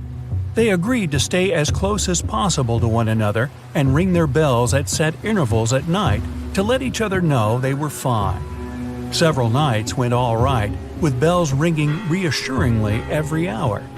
But one day, a thick blanket of fog fell on the sea and almost completely blocked their vision. The ships went on regardless and started sounding their bells earlier. When night came, the fog was still there, but the bells were the sound of life. Until they stopped. Captain Griffin rang the bell once, then twice. No answer. The crew lit the fires and looked out into the sea intently, but the fog hadn't lifted, and they couldn't see a thing in the swirling abyss beyond the ship's board. Nobody could sleep that night, and they waited in silence until the break of dawn. The first rays of sun made the fog slowly disperse, and the whole crew went to the edge of the deck with heavy hearts. There was still hope in them, until the last strands of the mist went away, revealing a vast, calm, and most importantly, empty ocean. The nameless schooner was gone, and so was the second team of the Ellen Austin sailors. The ship sailed the rest of the way to New York in grave silence. Once it arrived at the port, the passengers were only too happy to leave the vessel, and no one so much as turned their head as a goodbye. That was the ship's last voyage as the Ellen Austin. That same year, it was sold to a German shipping company and renamed Meta. No one ever found the derelict schooner or the sailors that went missing with it. And that would probably be the end of this mysterious and unresolved story, if it held at least a little bit of the truth. In reality, none of the enigmatic things in the narrative actually happened. The Ellen Austin did indeed leave Liverpool and headed southwest to New York, and its captain was really A.J. Griffin, taking people to the American continent. But from here, the story falls apart. First of all, the ship went way too far to the north to pass the Sargasso Sea so closely. There was simply no reason to make a detour so broad. Even though the westerly winds were strong, it was still faster to take them head-on than to go in a southerly direction. So the Ellen Austin was probably nowhere near the Sargasso Sea and the Bermuda Triangle. Secondly, the triangle itself has been proven time and again to be nothing but a work of fiction. In fact, it gained popularity in the middle of the 20th century, while nobody even thought of drawing a triangle in the Bermuda area before that. The mystery was popularized by science fiction writers and became a common myth, while no serious research proved it any more dangerous than other parts of the world's ocean. So the crew of the Ellen Austin weren't even aware of the Bermuda Triangle back then, let alone afraid of it. Thirdly, the whole story was told and retold by magazines and mystery-loving personalities with ever-changing details. It first appeared in a newspaper in 1906 and already had the date wrong. The article said the voyage took place in 1891 instead of 1881. Later, the story resurfaced in 1935 on the radio with the wrong name of the captain. It was Baker, not Griffin. The date was also off, saying the trip was taken in August 1881, when the Ellen Austin was already renamed Meta. The legend grew upon with other strange details, such as the ship's route from London to Newfoundland, which was never the case. But the final debunking came from the archives of Lloyd's of London, the marine insurance market that keeps all logs of trade and emigration ship routes. The documents there say that on February 1881, the Ellen Austin completed its cross-Atlantic voyage to New York without incident. Captain A.J. Griffin off-boarded the ship with all his crew hale and hearty and declared no loss of hands during the trip. The voyage took over 2 months because the ship had to fight strong westerly winds pushing it back towards Britain. The crew reported no strange encounters on the way, and the whole thing was as boring as could be. And even the passengers must have been smiling when they stepped on the American soil at last, unaware of the phony baloney story they were about to be a part of. A ship is traveling across the Atlantic Ocean when a storm starts. At first, the situation doesn't seem to be very bad, but soon, people on board the ship realize that the storm is intensifying. Waves are huge, and nothing can save the ship. It's starting to sink. On board, there's only one lifeboat. Sadly, it can only hold one person. The captain is in a terrible situation. He needs to decide which passenger can be given a chance to survive. Besides the captain, there are 8 people on board. Some of them seem to be lovely. Others look like villains. But you might not know the truth until it's too late. The first passenger is Alex, a 28-year-old talented artist. He's just had his first international exhibition and is boasting about that left and right. He claims to dream of inspiring the world with his art, but did I mention it's his shy twin brother who painted those masterpieces? And Alex just steals his shine? Next is 23-year-old Maria, who's 8 months pregnant. She's quite spoiled, often behaves unreasonably, and treats the staff on board badly. She's traveling home to her husband, but little does he know that the kid is not his, but his best friend's. And she's been cheating on him since forever. Though we can't let this innocent soul perish, can we? Despite his untidy appearance, this 65-year-old scientist, Professor Marcus, is a leading researcher in the field of gene therapy. He's working on a breakthrough that could save millions of lives, but there are skeletons in his closet too. It's been 15 years since anyone saw his wife, Judith. Does Marcus's scientific progress have something to do with the mysterious disappearance of his wife? Dr. Anna is 34 years old. She's a surgeon who's saved hundreds of lives during natural disasters. She succeeded as a doctor, but failed as a parent. Her 3 daughters live with their dad and don't want to hear anything about their mother. 78-year-old Teresa is a widow whose family gave up on her because of her bad temper. She's traveling for the last time in her life to visit her late husband's grave. A little boy, Mark, is just 7 years old, but his unruly character has caused a lot of arguments between the other passengers. He's traveling alone since his parents are supposed to meet him on the shore. This brat's parents are too busy working, so he gets more and more uncontrollable. Who knows what he'll be capable of doing in 10 years or so? A robot android, Alpha 3, is also on board the ship. It has an artificial intelligence created to assist in expeditions. It can also control the ship in emergency cases. And the last passenger is Emily. This beautiful and charming woman is 30 years old. She lives off of powerful, old, rich men and has enough money to burn. She hasn't worked a single day in her entire life and just travels the world. To make his choice, the captain invites each of the passengers to listen to their stories. He asks each of them just one question. Why would you be the one to survive? Alex says, "You see, my art can inspire and change the world. Looking at my works, they help people see the beauty of life, especially during difficult times. I must continue living. I have so much to show through my paintings." Maria answers, "Can't you see that a new life is growing inside my body? It's me and my unborn kid who must survive. We risk losing a talented doctor or an artist in the future. It's not just my life we're talking about." Professor Marcus says, "My work is not finished yet. It might save thousands of lives. I'm close to a breakthrough and I need to live to make it." Dr. Anna says, "My hands save lives. I have proven many times that I can do the impossible in extreme conditions. The world can't lose my skills and knowledge." The elderly woman begs, "Please, you must understand me.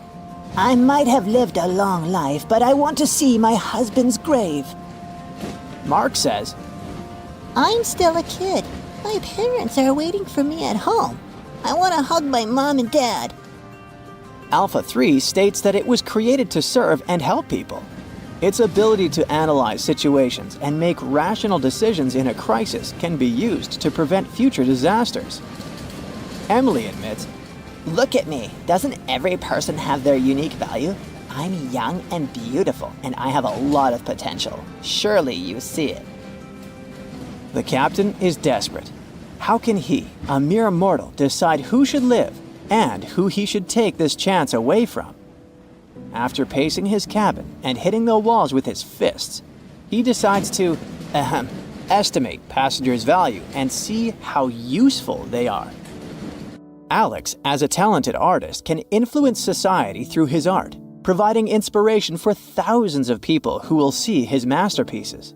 But no one knows where his ego can bring him. Plus, remember who the real artist is. Saving Maria means saving her unborn child. But however cynical it may sound, the contribution of these two lives to the future of society is assumed, but not guaranteed. What if that child grows up to become a criminal? Professor Marcus can indeed provide significant benefits to society through his scientific research, but he isn't young. What if he doesn't live long enough to finish his work? Dr. Anna is a surgeon. She's already saved a lot of lives and will definitely continue to do so in the future. Her ability to provide immediate medical assistance in critical situations makes her one of the most valuable candidates for survival, since she can directly and regularly save lives. At the same time, she is a terrible mother, and it'll definitely influence the lives of her daughters. Teresa is living history and experience, but unfortunately, her ability to continue contributing to society is limited. In simple words, she's old, and we don't know how much time she has left. Mark is in a similar situation. He has the potential for a long and productive life, but his immediate contribution to society is limited. His survival is based on the potential for future contribution, which is difficult to estimate at the moment. Alpha 3 can provide valuable technical assistance and functional support, but as a robot, it does not add to human well-being directly. As for Emily, despite her beauty, her achievements are minimal. On the other hand, she's only dating wealthy and influential people, and thus has a lot of influence on society of her own. Now, from the perspective of how much profit each of the passengers can bring, saving Dr. Anna seems to be one of the most logical choices. Her knowledge and skills can save many lives in the future, which means the greatest good for the greatest number. But let's have a look at the captain's choice. In the end, after listening to all the passengers and pressed for time, the man decides to save Emily. Can you figure out why he's made such an unexpected choice? Write your answer in the comments below. You can also pause the video to think it over. Okay, I suppose you're ready for the answer to be revealed. You see, even though each passenger presented very compelling arguments for why they should be saved, the captain was particularly moved by Emily's charm and attractiveness. And even though there were more logical candidates in terms of utilitarianism and humanism, the captain succumbed to his personal feelings and preferences, which influenced his decision. This riddle illustrates that in real life, people often make choices based on their sympathies and preferences rather than logic or public benefit. This is because emotions and personal relationships can have a strong influence on our perception of situations and decision-making. Here's a real-life example. HR managers tend to choose candidates they like or share common interests with, and it doesn't matter that other candidates might have more suitable skills or experience. This phenomenon is known as the similarity effect. Now, I've got an important question for you. Which passenger would you save? Share your choice in the comments. But I'd like to remind you that there is no correct answer. The movie Jaws came out in 1975, and since then, people have been terrified of sharks. Some people fear seeing a great white's head come out of their showers, not to mention the fear of running into one at your local pool. Of course, none of this is actually possible, but some other scary shark stuff is. Like, yes, sharks can attack boats. They probably won't sink one. It depends on the size of the shark and the size of the boat. Today, we're diving deep into the facts and myths about the sea's biggest predator. It was the year 1953. On a typical July morning, two fishers set out on their daily lobster harvest. They took their white-hulled dory out to sea off the coast of Cape Breton Island in Nova Scotia, Canada. Since it was the lobster season, the sea was dotted with several dories spread out across the water. But that day, something strange happened. As soon as they put the dory at sea, they noticed a large dorsal fin chasing after their boat. They were surprised to see that the shark would follow their boat's every move. For an entire week, they took out their white dory from the harbor, and the shark followed them around. Until one morning, as the men were alone at sea, the shark charged at full speed at the boat and smashed a 7-inch hole in its bottom. The boat turned over, and both men fell into the water. The shark didn't come after the men, though. Instead, it swam away and disappeared for good. To clarify, a dory is a small, fragile boat usually measuring 16 to 23 feet long. So how long did that shark need to be in order to sink it? Well, as soon as the boat was retrieved from the ocean, researchers found something interesting. One of the shark's teeth was found stuck in the hull. According to Harvard experts that analyzed the tooth, it most certainly belonged to a 12-foot white shark that weighed around 1,200 pounds. One thing intrigued scientists a whole lot. The great white didn't seem to be interested in the man aboard, but rather in the boat itself. The question is, why? Some people suppose that this great white followed the dory around because it was white, and the animal probably thought it was some big white mammal. It's not the first boat a shark has attacked. You see, sharks don't attempt to sink boats because they're mean and evil. Rather, it's due to murky waters and hard materials that make them mistake inanimate objects for their usual lunch menu. But that's not what we've learned from popular culture. In Jaws, the protagonist shark managed to poke several holes in the orca as it rammed the boat. The orca was a Nova Scotia-style fishing boat made out of wood planks. It wasn't a huge boat, so it seemed plausible that a great white could ram it. But, according to Mythbusters, that's very far from the truth. A great white swimming at its maximum speed wouldn't be able to take down a medium-sized fishing vessel. The same goes for bigger boats. Some bull sharks or great whites can turn over smaller vessels, though, like kayaks or small boats. If this happens, it's most likely because they think it's a sea mammal and nudge it before taking the first bite. No scientist can say for sure why they do this, only that it's usually a misunderstanding on behalf of the animal. The Shark Research Committee, a nonprofit scientific research organization, has documented a lot of shark attacks on inanimate objects and is trying to answer that question more thoroughly. So far, they've observed several attacks on objects such as crab trap buoys and inflatable float bags. The website has also registered 2 famous attacks on boats. The first one happened in 1959, and a shark left a tooth on the hull of a boat. Researchers later identified it as belonging to a 12-foot great white. The report of the other attack, which happened in 1989, claims that a boat was circled by a great white before the animal swam at the vessel at full speed and hit the boat several times. Of course, those who suffer the most from shark attacks and encounters aren't boats. It's surfers. As far as we know, surfers look like giant wobbly seals from the shark's perspective. According to the Shark Research Committee, there have been 41 confirmed shark attacks on surfers on the west coast of North America over the course of the last century. So, should we be so afraid of sharks after all? Let's learn more about these magnificent sea creatures. Off the top of your head, how many shark species can you name? 4, 8, 10? Well, there are over 500 species of sharks swimming in the ocean. They vary from tiny specimens, about the size of a human hand, to up to 39-foot-long creatures. The largest species of shark are actually not great whites, but whale sharks. And even those are small compared to the great Megalodon. This ancient creature that lived around 20 million years ago reached an unimaginable length of 60 feet. By comparison, that's the same as 2 to 3 buses placed one after another. I wouldn't swim in megalodon-infested waters even if you dared me, that's for sure. We know that sharks are very good hunters, but why is that so? Their bodies seem to have been strategically built for speed.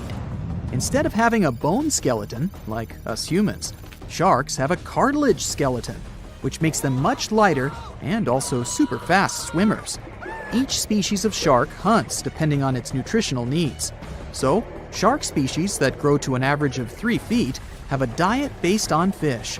The ones that grow bigger start feeding off of bigger sea animals, such as sea lions and seals. Throughout their lives, some species of shark can shed over 30,000 teeth. Unlike humans, who are born with a set number of teeth in their jaws, sharks have an apparently limitless supply. In their defense, they do lose teeth pretty easily, as they can easily get stuck in their prey, for example. They also have multiple rows of teeth. The jaws of a great white can contain up to 7 rows of teeth, and can grow to be more than 6 inches long. And since we're speaking of great whites, the most feared shark species roaming the oceans, this is Ray. Ray is an adult white shark. He can swim up to 50 miles a day, so he needs a lot of fat in order to keep his body functioning. Funny thing about Ray, when he opens his jaws to hunt, his eyes roll back together with his head, so his sight is hindered when he's taking a bite. Now, he does like it when the water is murky and underwater visibility is low. That's because it makes it harder for his prey to spot him coming. These conditions can make it easier for him to grab that yummy seal. But this can also make it easy for him to mistake a random boat for lunch and end up scaring some humans. Some Hollywood movies love to portray sharks as having superpowers. Although they're not innately cruel, one species of shark does have something that can be considered bizarre. Hammerhead sharks, one of the most dangerous species of sharks, have a sort of sixth sense. Inside their heads, they have electroreceptor organs called ampullae of Lorenzini. These organs allow sharks to detect the electromagnetic fields of all living things in the ocean. This ups their hunting abilities to another level. They can even find prey hidden in the sand because they sense its electromagnetic field. You should know one thing. If a shark lives in a balanced ecosystem, it won't feel the need to attack unknown things. These animals are curious, though, so maybe we should cut them some slack when they bite a piece off a random boat. As an experienced sailor and the first man to ever sail non-stop on his own around North and South America, Matt Rutherford has seen a lot during his voyages. But what he saw in 2013 while sailing through the waters of the Atlantic with his colleague surely stands out. Some 800 miles off the coast of Bermuda, not far away from the famous Bermuda Triangle, they noticed a boat that seemed to be moving by itself. The sails weren't up and the motor wasn't running. The sailors decided to check if there was someone who needed their help aboard, so they moved closer to the mysterious ship. Once they got there, things only got weirder, as they realized there wasn't a living soul aboard. Rutherford started filming to document their discovery. The boat looked so awfully abandoned that they expected to find some pretty scary things in there. But it didn't stop Rutherford from searching the vessel. The boat, which turned out to be named Wolfhound, looked like an upscale one, probably costing hundreds of thousands of dollars. It was pretty weird to find it floating by itself in the middle of the ocean. It seemed like whoever abandoned it was leaving in a rush. There were clothes and other personal belongings all over the main cabin. Some parts of the ceiling had fallen and some drawers had popped open. The brave sailors decided to tow the ghost ship back to Bermuda. It wasn't easy because Wolfhound was bigger and heavier than their boat. After days at sea, the crew was running low on fuel and asked a passing freighter to stop and give them some gas. They kept pulling Wolfhound until the tow line got wrapped around the rudder and they realized they could get stranded in the Bermuda Triangle. So they had to abandon the ship. What really happened and how Wolfhound ended up in the middle of the ocean will probably remain a mystery. Rumor has it that it belonged to a member of the Royal Irish Yacht Club. The ship was going on its first voyage from Connecticut to Bermuda and then Antigua. It got in a terrible storm around 400 miles away from Delaware. The winds were so strong that the yacht suffered 2 knockdowns. A Greek cargo ship rescued the crew. They left the ship with an emergency beacon on. The rescued crew members shared that they saw the ship sink, which only adds more questions to the story. How did it get back to the surface? Does the Bermuda Triangle have anything to do with that? Christopher Columbus himself reported some unusual compass activity going on in this mysterious area while he was on his way to the New World. Despite the stories of more than 50 ships and 20 planes disappearing in the area, it remains one of the most heavily traveled shipping routes in the world. Some skeptics believe that this fact solves the Bermuda Triangle mystery. It could make sense because the busier the area, the more accidents happen there. But then again, it's not the number of disappearances that makes the place so mysterious. It's the lack of explanation and wreckage lost for good. The first ever confirmed ship to vanish in the Bermuda Triangle was the USS Pickering. In 1800, it departed from the US on its way to the West Indies. The ship sailed into the Bermuda Triangle along with its 90-man crew.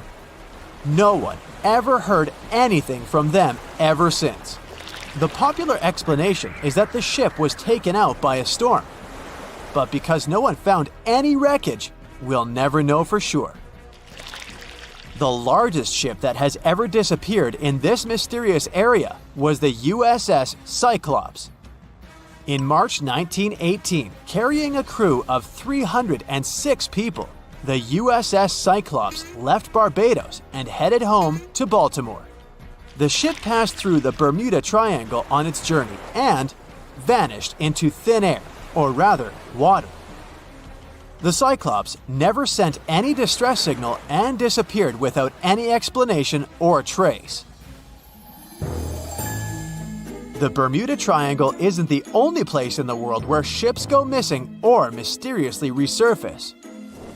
One of the most famous ghost ship stories would be of SS Baychimo. The large cargo steamer was built in Sweden. On October 1st, 1931, it got caught in pack ice. The crew decided to wait it out and managed to break free after a couple of days, only to get trapped again in less than a week. This time, they didn't manage to make it out. A rescue team went by air to save 22 of the crew members. 15 other members stayed in a wooden shelter they built not far away from the ship. Their plan was to wait out the winter and get back aboard. At the end of November, a strong blizzard was rushing through the area. When it was over, Baychimo seemed to have gone away with the storm. The captain decided it must have broken and sunk, but a few days later, a local hunter informed them that he had seen the ship around 45 miles away from their camp. The crew managed to find the ship and took the most valuable cargo from its hold. They had fears that Baychimo wouldn't live through that rough water, but it did manage to survive after all. Once the ice was gone, it floated away and ended up drifting along the shores of Canada and Alaska.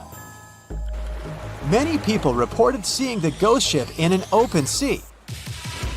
Some even tried to board it to save the ship, but the weather didn't allow it to happen. The last time someone saw SS Baychimo was in 1969, 38 years after its crew had left it. It could still be drifting somewhere in the ocean. The story of MV Hoita happened in the South Pacific. The ship was originally a wooden luxury yacht. After serving for 20 years to various owners, it became a merchant ship. In 1959, it set on a trading voyage that was supposed to last around 2 days. When it didn't reach its destination on time, no one was worried at first, as things happen in the open waters. After another day, and no distress signals from the Hoita, it was obvious that something serious was going on with it. There were 25 people aboard, and their families wanted to find them. A search and rescue crew worked for 6 days looking for the ship, or at least its wreckage, in an area of nearly 100,000 square miles. That's 1.5 times as big as Florida. Sadly, the mission had come back with no results. It seemed like Hoita had disappeared without a trace. A month later, another merchant ship noticed Hoita drifting in the ocean, miles and miles away from its original route, and none of the crew members or passengers were on board. The cargo had also disappeared.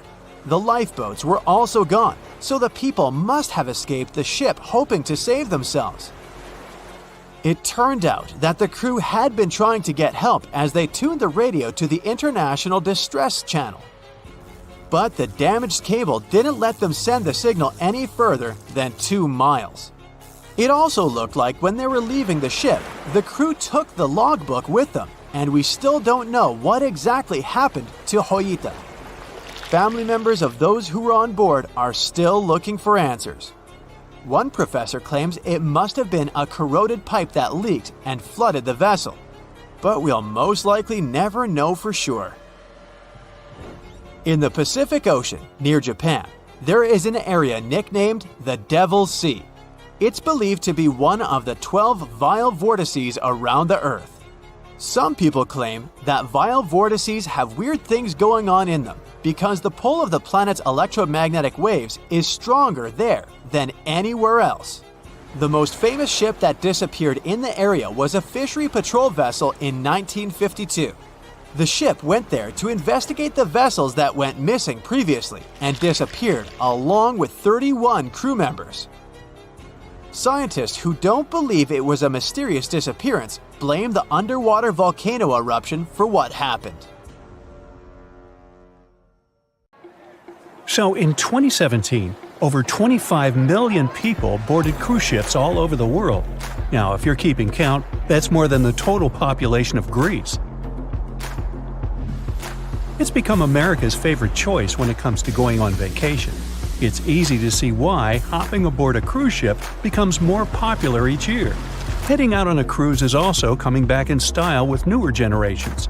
2/3 of Gen Y and millennials say that cruising is their new preferred type of vacation. How's that? Well, let's see. It's easy to plan in advance. On board, you can find activities for all family members, and you get a chance to visit several different destinations in one trip. An added bonus of booking a cruise? You can sample various places for a future time off. The entertainment on board is often top-notch, providing passengers with an added taste of luxury. And the amenities and accommodations are generally very reliable. Not to mention that it gives tourists that feeling of actually getting away from everything that people strive for while out of the office. Royal Caribbean International is one of the largest cruise lines in the world, with just over 19% of the cruise market as of 2018. Its current fleet is divided into many different classes of ships, including the Voyager class, Radiance, and Quantum. The latest addition to the Royal Caribbean International's impressive fleet was built in 2018. Wonder of the Seas is now the largest cruise ship in the world. Since this spectacular liner has just had her maiden voyage in March 2022, let's look at some of the incredible perks it has to offer its passengers. For starters, the boat is so big that it had to be split into neighborhoods. Well, it figures since Wonder of the Seas can accommodate almost 7,000 passengers. Fond of New York? Well, no worries. Wonder of the Seas has a central park of its own, with an estimated 10,000 plants to check out. The ship's central park is a feature of all Oasis-class ships, being one of the so-called neighborhoods. Let's look at some other areas, shall we? Like this boardwalk, a place that includes an arcade, a candy store, and a sports bar. It's best suited for long walks. There's a pool and sports zone on Wonder of the Sea. These areas feature the ship's numerous pools and hot tubs. There are many activities to check out on the sports court. Then there's the Royal Promenade, or Promenade if you prefer. That's the main road on Wonder of the Seas, with bars, lounges, and places to grab a cup of coffee, or a luxurious latte. The entertainment neighborhood is the focal point for leisure activities on the ship. Here, guests can find a comedy club, an ice skating rink, and even a theater. The spa and fitness area is a tranquil zone with a huge array of treatments available. The fitness center is free of charge, by the way, so there's no excuse for guests to skip a leg day. An extra eighth zone was added to Wonder of the Seas. It's called the Suite Neighborhood. This is an exclusive area designed for guests staying in the suites. Oh, now I get it. It's located at the top of the ship. Guests here have designated staff members called Royal Genies. Yeah, if you rub a lamp in your suite, they appear. Nah, not really. The genies are similar to butlers. They can cater to just a few cabins.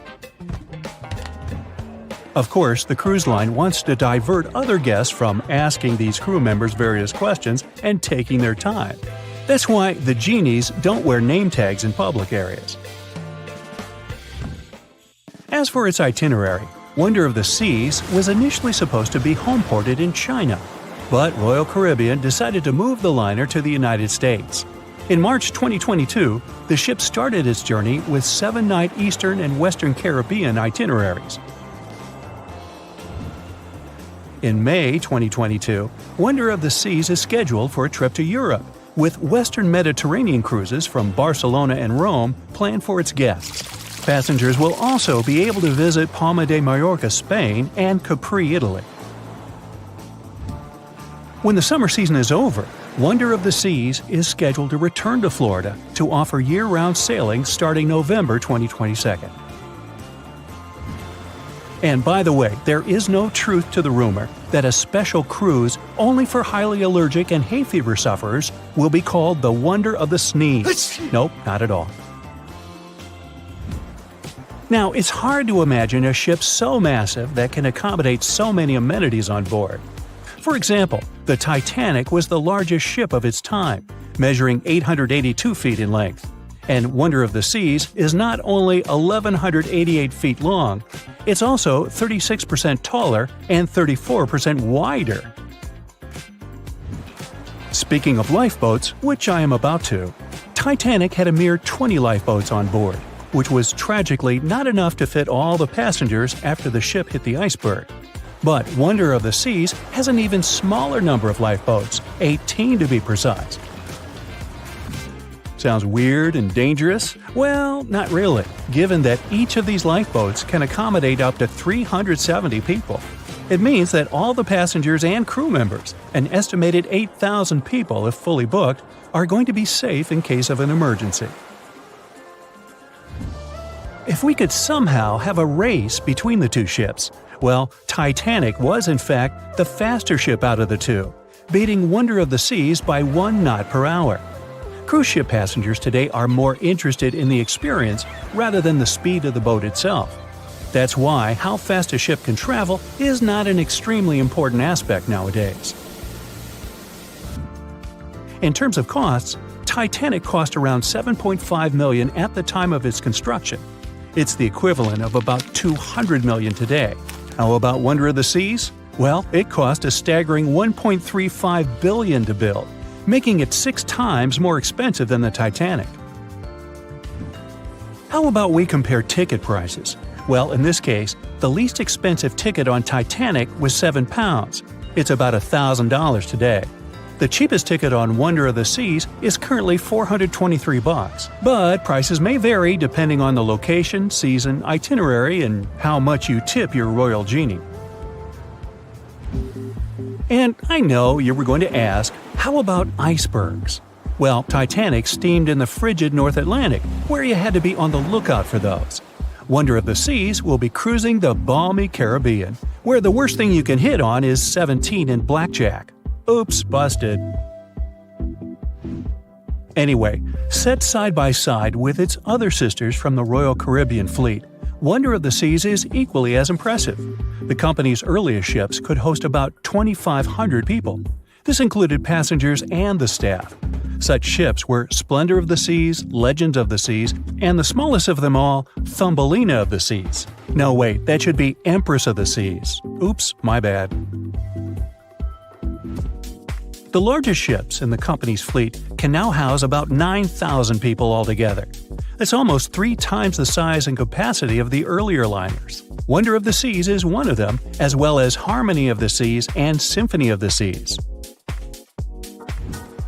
Are you seeing a pattern here? Yep, if you ever encounter a ship with Of the Seas in its name, it's safe to assume it belongs to Royal Caribbean. But if it's a can of tuna, it might actually be Chicken of the Sea. Hey, I like tuna. Now, choosing between cruise ships based on their size is like wondering if you should visit your local museum or the Louvre in Paris. It all depends on your preferences. Some families prefer small settings. Others are fan of large spaces that can provide everything they need. Historically, it's equally as exciting how far we've come in terms of maritime transportation. The SS Royal William, for example, was the first boat to ever make a transatlantic voyage almost entirely steam-powered in 1833. And it was a mere 160 feet long and could house roughly 155 passengers. And if the seas were calm, then they were housed less roughly. Similarly, the first modern megaship in the world was the MS Sovereign of the Seas. Launched in 1987, it was only 888 feet long and could carry a little under 3,000 passengers. Size and capacity are not the single improvements added to newer cruise ships out there. Recent technological developments in artificial intelligence and facial recognition have allowed cruise operators to ensure faster, smoother boarding for passengers.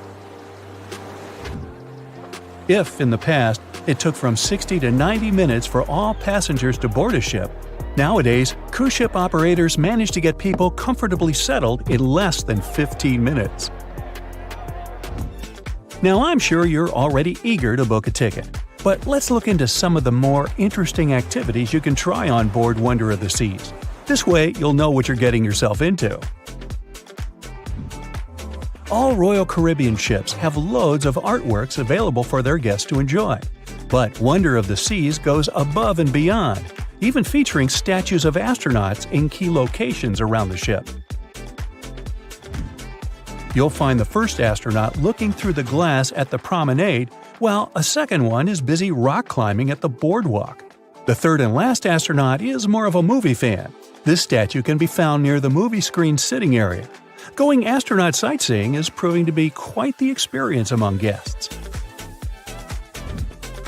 In the areas with no access to sunlight, Wonder of the Seas features virtual balconies. In case of bad weather, guests can still have a feeling of the outdoors, but without having to hide from wind or rain. Teenagers have a place of their own reserved on the ship. There's a special club with a private hot tub, selfie area, games, and comfortable seating. The inside part of this club features a vending machine, an interesting collection of literature, and tables for foosball. Well, sign me up. April 1912 marked one of the most terrible tragedies in the history of the world. The most unsinkable vessel, the pinnacle of engineering at that time, the huge Titanic, sank. On that dark, moonless night, the ship had many chances to save its passengers. There was another ship just a few miles away that could have saved the Titanic, but it didn't. It wasn't a phantom ship, and it's not some legend or a theory. This is a documented reality. There are records and witnesses' statements confirming this. But why didn't this ship help? Let's find out what happened that night by looking at these events from 3 different points of view. Let's start with the Titanic version. 11:30 p.m. The moon hides behind black clouds. Visibility is bad. Everything is calm on the Titanic. Under the captain's guidance, the communications operator stays in touch with the mainland through the radio. At this moment, some stranger breaks into the frequency, interrupting the operator's communication. It's unclear what this strange man wants and what he's talking about. The operator doesn't try to figure it out. He shouts at the guy, demanding him to disconnect. The connection is interrupted. At 11:40 p.m., the Titanic crashes into an iceberg. The ice breaks the hull. Water begins to flood the lower decks. Nobody is panicking yet. 20 minutes later, at midnight, the ship's crew sends a distress signal through the radio frequency. Few people understand how bad the situation really is. After 20 minutes, at 12:20 a.m., they start lowering lifeboats with passengers. At 12:25 a.m., they receive a response to the distress signal. This is RMS Carpathia. Their captain reports they're already sailing at maximum speed towards the Titanic. But the problem is that the crash site is 58 miles away. This means Carpathia will only be here in 4 hours. At 12:45 a.m., the sinking ship's crew release rockets into the air. These flares are one of the main reasons for the terrible fate of many passengers, but more on that later. 90 minutes later, the Titanic's deck breaks and the ship dives underwater. At 4:10 a.m., the Carpathia finally arrives at the shipwreck location. The crew members make heroic efforts to save all the people. They take 705 survivors on board. At this moment, another ship appears. It's SS Californian. The Carpathia sails towards the New York coast with all the people. The Californian floats in search of passengers and finds nothing but wreckage. The ship was only a few miles away while the Titanic sank into the icy water. The Californian could have saved these people, but did nothing. Its captain, Stanley Lord, made one of the most terrible acts that a sailor can allow. He didn't help a sinking ship. When the world found out about all this, they detested Captain Lord. They couldn't bring charges against him, and the trial didn't punish him. But his career was ruined entirely, as no other ship company would hire him. Despite this, he never confessed he had been guilty. Before he passed away, the captain said it hadn't been his fault. If this was true, then what happened there? This brings us to the Californian version. It's the night of April 14th. The Californian is sailing in the cold waters of the North Atlantic. The ship gets into a section with a lot of icebergs. At 10:10 p.m., Captain Lord stops the ship. It's too dangerous to move around this area, as they can damage the hull. At 11 p.m., the ship starts drifting. It's impossible to move in such conditions with such poor visibility. The captain knows that the Titanic is coming here, so he orders the radio operator to warn the ship about the danger. Radio operator Evans turns on the receiver and tries to contact the Titanic. He spends about 30 minutes on it. The connection is finally established. At this moment, the Titanic radio operator is speaking with the mainland. Evans interrupts this conversation and tries to warn the ship about icebergs. The operator doesn't understand Evans' words. He's annoyed because Evans broke into the channel so brazenly. He shouts at Evans and cuts the connection. Tired, Evans turns off the receiver and informs his superiors about the incident. It's still a mystery how the captain reacted to this news. He probably thought the Titanic knew about the danger. He lets Evans go to bed. If Evans hadn't turned off the radio and waited 1 hour, he would have heard a distress signal from the Titanic. But you shouldn't blame him. At this point, he has no official reason to stay at the transmitter. Evans is too exhausted and can't fight drowsiness. So, Evans goes to bed. The Titanic begins to sink. Its captain sends a distress signal. The operator on board the Carpathia catches it, but the Californian doesn't, since the receiver is turned off. Captain Lord can't sleep. He feels that something is wrong. Meanwhile, the Titanic is rapidly sinking under the water. The captain gives the order to launch rockets into the air. And here is where one of the critical mistakes takes place. They release warning lights, but they are not red.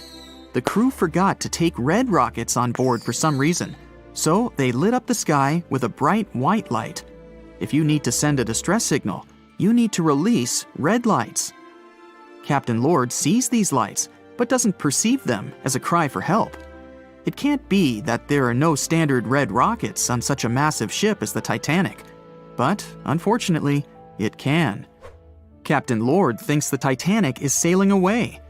Perhaps there is some unknown reason behind those white lights, but he doesn't really know. So, Captain Lord has no idea that the Titanic is sinking. He still decides to contact the ship, but this time, not through radio communication. Captain Lord doesn't wake up the radio operator and sends a signal to the Titanic through a signal lamp. It's important to understand that many old-school captains didn't take radio communication seriously. They didn't understand the value of this technology. That's why Captain Lord doesn't wake up Evans. He sends light signals, but the Titanic doesn't respond. Many survivors later mentioned seeing the flashing lights of the Californian, but there was nothing they could have done. The ship's crew doesn't hear their cries for help. At 2:20 a.m., the Titanic completely goes underwater. A little more than 2 hours later, radio operator Evans wakes up and turns the transmitter on. He hears many rescuers talking about the sunken ship. Evans understands everything. He reports this to the captain. At that moment, the Californian immediately heads to the wreck site. They meet Carpathia there. With the survivors on board, it sails towards New York. The Californian stays sailing and looking for people. They find nothing but wreckage. The Californian returns to the mainland. The news about the ship that could have saved the Titanic is spreading all over the country. The trial begins. Captain Stanley Lord and the crew tell their version. They say their ship had been standing still. Many people don't believe them, and some of the surviving passengers claim to have seen the Californian sailing by. Still, the judge declares them innocent. 1962. Captain Stanley Lord is a very old man. He calls a notary to confess something. The captain makes his last remark about this case. He swears he's not guilty. But if it wasn't the Californian sailing past the Titanic at that moment, then what? The Samson theory could answer that question for us. The sealing ship Samson is sailing in the cold waters of the North Atlantic. The crew aren't sleeping. They carefully study the surroundings, but not because they're afraid of icebergs. They're scared of meeting with the U.S. Coast Guard. The Samson ship's crew catch seals, which is illegal. At 12:45 a.m., Samson's captain sees white signal rockets. The team is sure it's the Coast Guard. They turn off the lights and sail away. It's dark, so they don't notice the sinking Titanic. They return to the coast of Iceland and hear about the disaster. They realize they have abandoned the drowning passengers. The nephew of one of Samson's crew members reads about this story in his uncle's diary. The nephew asks for permission to publish these recordings. All the people realize that Captain Lord wasn't guilty, but unfortunately, he didn't live to see this moment. Actually, it's still unknown who is guilty in this story. 2 ships were nearby the Titanic. Their captains were adequate people. They would have helped save all the passengers. Their fault was that they couldn't understand what the Titanic wanted on that dark night. Someone forgot to put red flares in the box. This small but fatal detail was one of the leading causes of the tragedy. The Bermuda Triangle is one of the most heavily traveled shipping routes in the world. Some skeptics believe that this fact solves the Bermuda Triangle mystery. Statistically, the busier the area, the higher the frequency of accidents and disappearances. While this makes sense, it's not the frequency of disappearances that's responsible for the mystery of the Bermuda Triangle. It's the lack of explanation or wreckage found. On his very first voyage to the New World in 1492, Christopher Columbus sailed through the Bermuda Triangle. Columbus reported that one night, when he was on the deck of the ship, he noticed a giant light appear in the distance, unlike anything he'd ever seen before. Columbus looked at his compass for direction, and it gave off erratic readings. You might have noticed that the Bermuda Triangle doesn't appear on any world map. This is because official institutions refuse to acknowledge that the area actually exists. No one exactly knows how many ships and planes have disappeared in the Bermuda Triangle. The rough estimate is 50 ships and 20 planes. Most of the time, the disappearances had no explanation and no wreckage has ever been left behind. When the TBF Avenger planes went missing, a massive search operation was conducted. Boats and planes searched the Bermuda Triangle for any signs of the aircraft. One of the boats searching was a PBM-5 Mariner airboat. The airboat took flight at 7:27 p.m. and called in a routine radio message 3 minutes later. Then, it was never heard from again.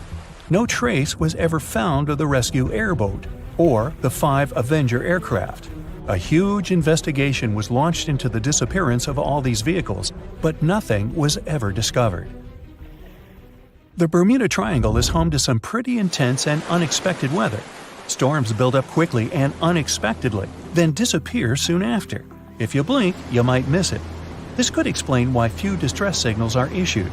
Pilots and sailors never saw the weather coming. A popular theory suggests that rogue waves are responsible for the many disappearances. Rogue waves are called extreme storm waves by scientists. They occur when different weather patterns take place at the same time and cause large unexpected waves that reach up to 100 feet tall. Witnesses say that the waves look like giant walls of water. These waves could explain why ships go down fast and without leaving any trace. Just off the coast of Japan, you'll find the Bermuda Triangle of the Pacific Ocean. They call it the Devil's Triangle. Between 1950 and 1954, 9 ships disappeared in this area without leaving a trace. The ship Kaio Maroon 5 was sent to investigate these unexplained disappearances when it also vanished. After this incident, the Japanese authorities labeled the area as a danger zone, and sailors were encouraged to avoid it. Some people blame all disasters on the extraterrestrial paranormal activity. Others suppose it's all about raging natural phenomena. Some scientists believe the cause of anomalies is the environmental changes. Also, there's a really high concentration of methane hydrates on the bottom of the ocean in the Pacific Bermuda area. This gas tends to set off, and when it happens, bubbles start forming on the surface of the water.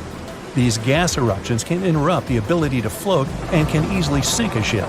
Because of this chemical reaction, there won't be even a trace left. Underwater volcanoes are said to be another possible explanation for the Japanese Dragon's Triangle. In fact, they can take down even small islands.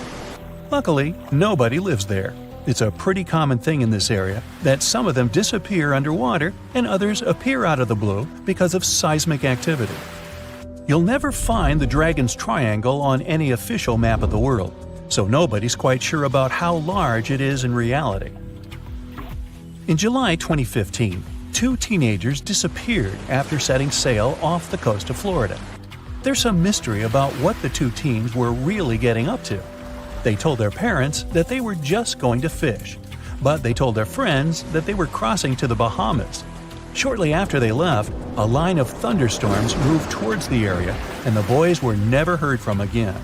A massive search was conducted, but sadly, nothing was found. 1 year later, the pair's boat was found off the coast of Bermuda with a broken iPhone and some personal effects left inside. One of the most popular and bizarre theories trying to solve the Bermuda Triangle mystery comes from Charles Berlitz. He insists that the area is home to the lost city of Atlantis. The missing ships and planes and malfunctioning equipment, according to him, were all caused by rays of energy let out by the special energy crystals that power Atlantis. While this sounds silly, Berlitz's theory was convincing enough that over 20 million people bought his book worldwide.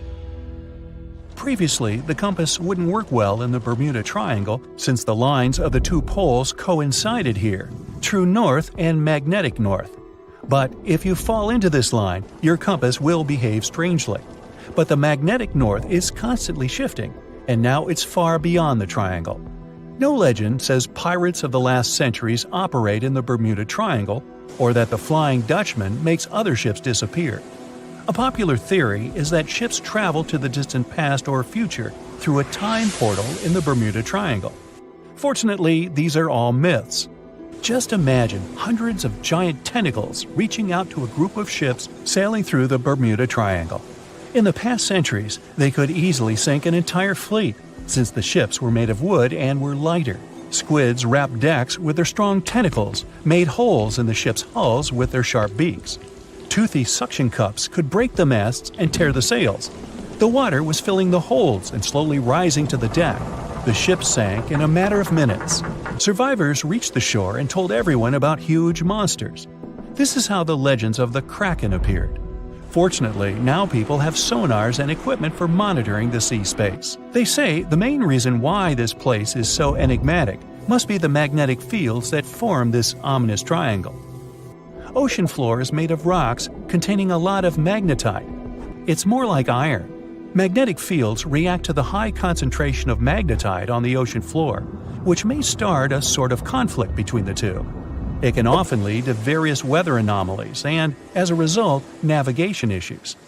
And naturally, any changes in the ocean floor or the Earth's magnetic fields influence the Bermuda Triangle a lot.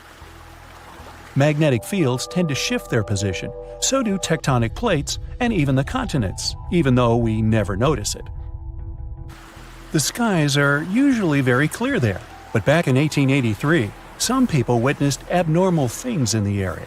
Some claim to have seen large blocks of ice falling from the skies, and the crew even managed to save one as hard proof. Seems like the Bermuda Triangle has an alternate not only on Earth, but even in space. Spacecraft usually don't disappear into thin air though, like there's no air. This anomalous area is really large and stretches right above the South Atlantic. It occupies the area from Chile to Zimbabwe and sits right at the point where Van Allen radiation belts are the closest to the surface of our planet. The Earth has two such belts, which come in handy trapping the particles that shoot in from the sun. They do a great job protecting the Earth from radiation. The magnetic field there is lower, so it allows the Earth's radiation belt to come closer to the surface. Whenever a satellite passes by, it will be exposed to radiation, which might lead to serious damage. So, no satellite can take pictures of it. The South Atlantic anomaly is part of the Earth where natural radiation just flows out of control. Still, there is little evidence that all these triangles are really dangerous. Many believe the Bermuda Triangle itself has been proven time and again to be nothing but a work of fiction. In fact, some shipwrecks, such as the Ellen Austin, gained popularity in the middle of the 20th century, while nobody even thought of drawing a triangle in the Bermuda area before that. The mystery was popularized by science fiction writers and became a common myth, while no serious research proved it any more dangerous than other parts of the world's ocean. So, the crew of the Ellen Austin back in 1881 weren't even aware of the Bermuda Triangle back then, let alone afraid of it. What do you think?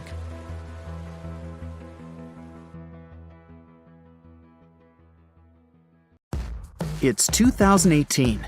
You get up early in the morning to go ashore and catch some fish. You come to the spot you were yesterday, throw the hook into the sea, and wait. The float is twitching. You've caught some fish, but hey, hello? Why aren't you doing anything? Right now, you don't care about the fish. You're looking at something in the distance. You open your mouth in surprise, since you see a huge ship stuck on a shoal. It wasn't here yesterday, so it got here at night. Okay, it'll probably sail away sooner or later. You fish for a few more hours. During this time, you observe the ship and notice no movement there. Is it empty? Boats and the Coastal Service are sailing from the shore to the vessel. You decide to check it out too. You get in your old boat and go there. The mist descends to the water, making the ship look creepy. The colossal vessel is rusty and empty. But where is the whole crew? And how did it get there? The Coast Guard comes on board. They search the hold, the cabins, and the upper deck. There's someone's stuff, some remnants of food supplies, notebooks, and clothes. Everything suggests the crew has disappeared for some reason. Fishers who noticed the vessel first didn't see anyone coming down from the board. No radio signals were sent to the port, and no one reported about the ship. It appeared here from nowhere. The only chance to get any information is to look at the number and name of the vessel. This is Sam Ratulangi, PB 1600.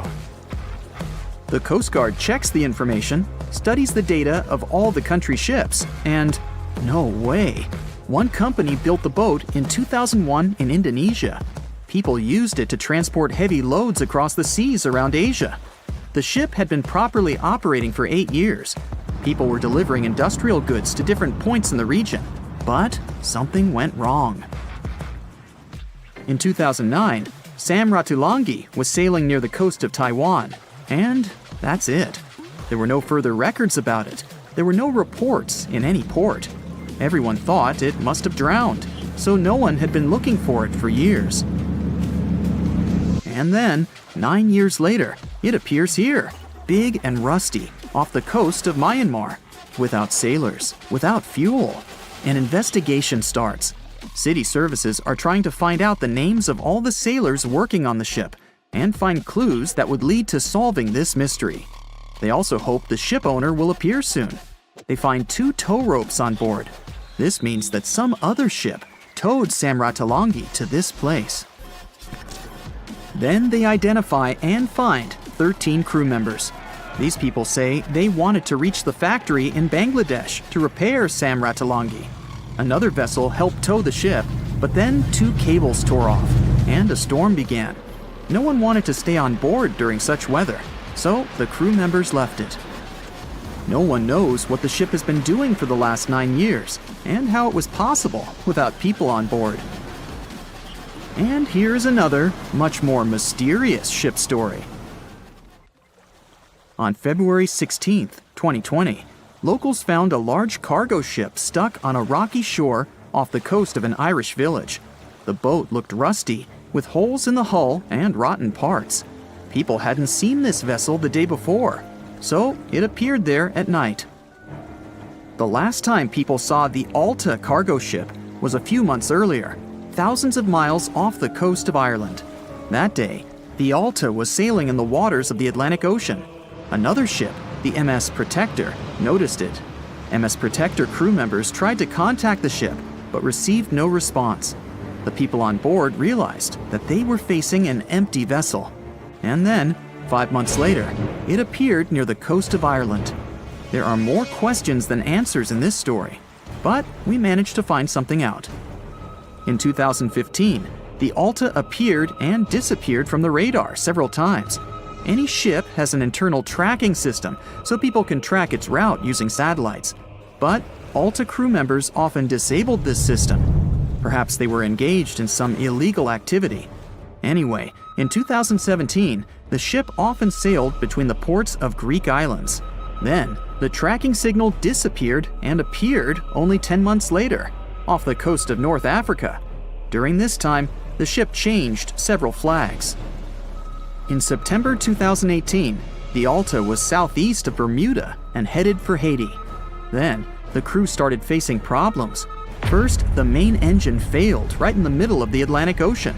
The ship began to drift. Several days passed, but the crew members weren't able to repair it. They began to run out of food and water supplies. The situation got even worse when they found out that a hurricane was approaching the place. Fortunately, they managed to contact the U.S. Coast Guard. A helicopter flew to the Alta on October 2nd to bring them some supplies. There was enough food for several days. Then, a rescue boat sailed to the ship. It evacuated all the sailors and delivered them to Puerto Rico before the hurricane. The Alta had to drift alone in the ocean. After a while, another ship approached the Alta to tow it to the shores of Guyana. But at this moment, everything went wrong. Someone stole the boat, disabled the tracking system, and sailed away in an unknown direction. After almost a year, the MS Protector found the empty Alta in the waters of the Atlantic Ocean. And then, 9 months later, the ship without a crew sailed to the shores of Ireland. How did it manage to travel across the Atlantic and get to the coast of Ireland? It's still a mystery. Maybe it was just luck. No one else saw the ship all this time. It was just covering huge distances, surviving storms. Who's the captain? What happened to the thieves? Who owns the ship now? One day, someone called the village administration and introduced themselves as the vessel owner. But that unknown person didn't provide any evidence. They found several barrels of oil on the ship, which they took away by helicopter. The Alta was rusting. Corrosion of metal could damage the environment. The vessel had no commercial value, yet it would have taken millions to get rid of it. There were 3 options for what to do: leave the ship where it was, tow it into the sea and let it sink, or disassemble it for scrap. But nature had its own plans.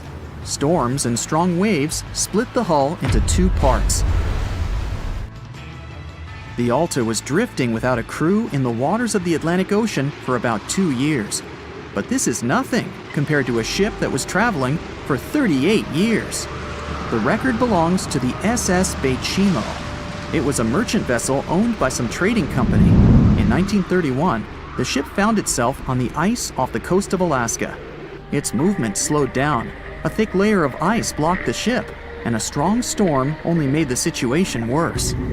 The blizzard was so intense that the crew members couldn't see anything but a white veil in front of their eyes. Sailing any further was impossible. The team had to wait for the storm to end. They waited for a day, 2, 3 days. A week had passed, but the snowstorm was only getting stronger. Then, one day, it grew weaker. The crew members split into 2 teams. The first team went to the nearest city. The second group, along with the captain, stayed on board. They set up camp next to the ship and waited for the blizzard, which had started again, to end. There was 0 visibility. And finally, one day, the storm was over. Great! And now, wait a minute. But where is the ship? The SS Baychimo just disappeared during the blizzard. The captain was sure that the ship had sunk, so he left along with the crew. Then, a week later, they saw the vessel drifting near the area where they had lost it. The hull was damaged so severely that it was unsafe to sail on it. Repairing the ship would be pointless and expensive, so the captain decided to abandon it. He was sure that it would go underwater sooner or later, but it stayed afloat for the next few days, the next few months, and a few years. People had reported seeing it at various points along the coast of Alaska for 38 years. The last record of the SS Baychimo is dated 1969. Those who saw it claimed the ship was completely frozen, almost merged with the ice. Some people planned to start an expedition to find the ship, but all attempts were unsuccessful. The vessel is probably lying somewhere on the deep sea floor. It has recently become a popular location for many tourists looking for the perfect place to get away from it all. If you're lucky enough to catch a sunny day here, it's like no other, I can assure you. Chances are, you'll end up having loads of foggy days, but let's be honest, they have a special allure of their own. This enchanting smile-shaped island is called Sable Island. It's located 190 miles from mainland Nova Scotia. It wasn't accessible to the general public until 2013. That's when it was added to the list of National Parks of Canada. You can get here either by plane or by water. But what's so enchanting about this place anyway? There must be something since the yearly tourist count is growing every year. Firstly, there's a spectacular number of wild horses here. There are between 200 and 500 horses roaming free all over the island. There's also a large population of gray seals. The place is also the only breeding location of a rare bird species called the Ipswich sparrow.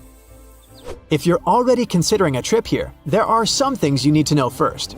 Remember that fog I mentioned earlier?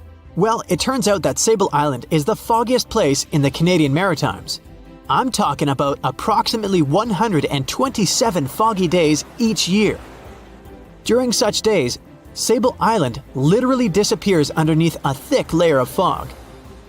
You won't be able to explore the place on your own either. The local regulations state that visitors need to travel within a group, and they also need to keep a 197-foot distance from the wildlife they can encounter here. As charming as this place may be, it holds a dark secret hidden beneath the sandy dunes, and it has nothing to do with beautiful creatures living here or the island's unique vegetation. Apart from being known from its horses and seals, Sable Island is infamous for an overwhelming number of shipwrecks. Over the years, about 350 ships have ended their lives here, on these sandbars. When survivors described their experiences, they usually mentioned harsh weather conditions near this mysterious island. The island also made its way into literature when it was described in a book called The Perfect Storm, which was written by Sebastian Junger and published in 1997. The book was so successful that it was later adapted for the big screen in 2000, with George Clooney playing the leading role. The first recorded shipwreck near Sable Island dates back to 1583. The boat was named the HMS Delight and was under the command of British adventurer and explorer Sir Humphrey Gilbert. Only 17 people managed to survive the catastrophe by escaping in a small boat. Records mention that they spent 7 days at sea before reaching the shores of Newfoundland. In 1884, another vessel named the Nicosia struggled in the thick fog as well. The ship was completely destroyed, but fortunately, all 18 crew members managed to survive. The captain's son was almost lost at sea when a lifeboat capsized when he was climbing into it. He somehow managed to stay underneath the lifeboat, which was completely submerged. When this lifeboat righted, he eventually emerged from the water and was rescued for the second time. The years between 1947 and 1999 were relatively quiet on the island. In 1999, though, a yacht called the Merrimack ran aground near the shore of the island at about 2 a.m. on July 27th. The 40-foot fiberglass boat had a crew of only 3 people. Natural gas exploration workers, who were luckily not far away, rescued them. The crew managed to fly safely to Halifax the next day. The owner of the Merrimack tried to recover his boat by hiring local fishermen. Unfortunately, this operation was unsuccessful, since only the fittings of the yacht were eventually saved. It took no more than 6 weeks for the sand and waves to crush and completely break up the hull of the Merrimack. So what is it about this place that's so dangerous for boats? Does it have anything to do with the weather? Or maybe there's other forces at play? The explanation turns out to be a bit more complex, and it wasn't easy to figure out, at least not way back in the 1500s. First of all, the island is located close to one of the world's richest fishing grounds. Since it's also near one of the major shipping routes between Europe and North America, hundreds of vessels sail past it each year. The likelihood of shipwreck increases when there are so many boats roaming around the area. Sable Island is also in the way of most of the storms that move up the Atlantic coast of North America. It's no surprise that boats often get hurtled straight onto the shores of this island. The weather has a lot to do with it too. During the summer season, the warm air from the Gulf Stream creates a dense fog as it merges with the cool air by the Labrador Current that passes by the island. Other currents don't help the matter. Sable Island is next to the meeting point of 3 major ocean currents: the Gulf Stream, the Labrador Current, and the Belle Isle Current. Since the 1950s, radars and other modern navigation tools have been used on commercial vessels as well. Up until then, the sextant was the main instrument used to figure out a ship's location. It doesn't mean that sextants weren't accurate, but this instrument couldn't work properly without a clear view of the sun or stars, which means it didn't help much in dense fog, such as the one surrounding Sable Island, or when it was cloudy. Often during bad weather, the captain of a ship navigated, relying on their experiences and intuition based on the ship's speed and direction. That's why most of the survivors in shipwrecks near Sable Island said that the captain had simply miscalculated the ship's position, crashing into Sable Island by accident. This dusty, sandy land is as unfriendly to ships as it is to trees. There's reportedly a single tree on the whole island, and it looks a lot more like a bush. It's actually a pine tree. And since the famous island horses don't see it as much of a food source, it somehow managed to survive. Reports say that the tree was planted back in the 1950s. Local authorities were trying to grow a forest on the island to make it a bit more welcoming. They've planted tens of thousands of trees over the years, more than 69,000 evergreens, 600 fruit trees, and about 55 pounds of pine seeds, along with other plants which could survive the conditions on the island. But they were no match for the extreme weather and sandy soil. Out of all those plants, just one pine tree is still alive. Thanks to its resistance, it has even become a symbol of Sable Island. Interestingly, for around 40 years, the island also had just one inhabitant. Can you imagine that? One person living on a remote island for so many decades? It's the story of a woman called Zoe Lucas. she chose to surround herself with the only residents on the island: the horses, the gray seals, and the many species of birds. An esteemed naturalist, she mentioned in an interview she gave back in 2017 that she was used to living on the island and that she never got lonely. To survive here, she had to put together an essentials kit. It included a notebook to take notes and a pair of binoculars to study the wildlife. You can safely assume she wasn't scared of the intimidating surroundings, since she decided to eventually call this place home. At first, Zoe wanted to set up camp on one end of the island, near some abandoned buildings. But eventually, she settled in a wooden house near a bunch of sand dunes. A Canadian institution called the Meteorological Service of Canada put together the simple construction back in the 1940s. Parks Canada operates the building these days. Zoe's work included gathering as much data on the local horse population as possible. It could help scientists better understand how they managed to adapt to the unfriendly environment. She also helped gather the debris that made it to the shore to help track pollution levels. Among all the rubbish that she collected, there was a refrigerator and a crate full of fresh peppers. Some other specialists eventually started working rotating shifts on Sable Island to offer the brave woman a little bit of company now and then. In 1945, 5 TBF Avenger aircraft took flight for a routine training exercise around the Bermuda Triangle. In the middle of the exercise, the planes were struck by intense rain and heavy winds despite the clear weather forecast. The pilots became extremely disoriented and radioed the base to report that their navigational equipment had stopped working. The last thing the base heard was, "When the first plane drops below 10 gallons, we'll all go down together," and then static. The 5 planes and their 14 crew members were never seen or heard from again. On his very first voyage to the New World in 1492, Christopher Columbus sailed through the Bermuda Triangle. Columbus reported that one night when he was on the deck of the ship, he noticed a giant light appear in the distance, unlike anything he had ever seen before. Columbus looked at his compass for direction, and it gave off erratic readings. You might have noticed that the Bermuda Triangle doesn't appear on any world map. This is because official institutions refuse to acknowledge that the area actually exists. A popular theory suggests that rogue waves are responsible for the many disappearances. Rogue waves are called extreme storm waves by scientists. They occur when different weather patterns take place at the same time and cause large, unexpected waves. Witnesses say that the waves look like giant walls of water. These waves could explain why ships go down fast and without leaving any trace. The Bermuda Triangle is home to some pretty intense and unexpected weather. Storms build up quickly and unexpectedly, then disappear soon after. If you blink, you might miss it. This could explain why few distress signals are issued. Pilots and sailors never saw the weather coming. No one knows exactly how many ships and planes have disappeared in the Bermuda Triangle. The rough estimate is 50 ships and 20 planes. Most of the time, the disappearances had no explanation and no wreckage has ever been left behind. Another bizarre theory trying to solve the Bermuda Triangle mystery comes from Charlie Berlitz. He insists that the area is home to the lost city of Atlantis.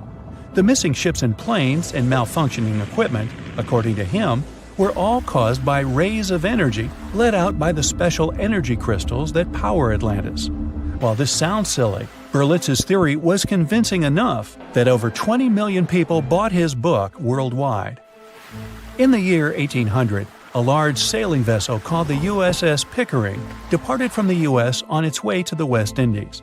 The ship sailed into the Bermuda Triangle along with its 90-man crew and was never heard from again. The USS Pickering was the first ever confirmed ship to vanish in the Bermuda Triangle. It's believed that the ship was taken out by a storm, but because no wreckage was ever found, we'll never know for sure. When the TBF Avenger planes went missing, a massive search operation was conducted. Boats and planes searched the Bermuda Triangle for any signs of the aircraft. One of the boats searching was a PBM-5 Mariner airboat. The airboat took flight at 7:27 p.m. and called in a routine radio message 3 minutes later. Then, it was never heard from again. No trace was ever found of the rescue airboat or the 5 Avenger aircraft. An enormous investigation was launched into the disappearance of all these vehicles, but nothing was ever discovered. This particular area of the ocean is one of the most heavily traveled shipping routes in the world. Some skeptics believe that this fact solves the mystery. Statistically, the busier the area, the higher the frequency of accidents and disappearances. While this makes sense, it's not the frequency of disappearances that's responsible for the mystery of the Bermuda Triangle. It's the lack of explanation or wreckage found. On the ocean floor, decomposing organisms let off large concentrations of methane gas that gets trapped under the water. This gas can build up until, boom, it ruptures. The gas surges up to the surface and erupts. If a ship was in the area of one of these ruptures, the water would become much less dense and cause the ship to sink rapidly and without warning.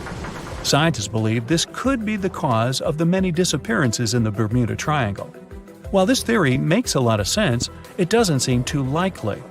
The U.S. Geological Survey has stated that no large releases of gas are believed to have occurred in this area for the past 15,000 years.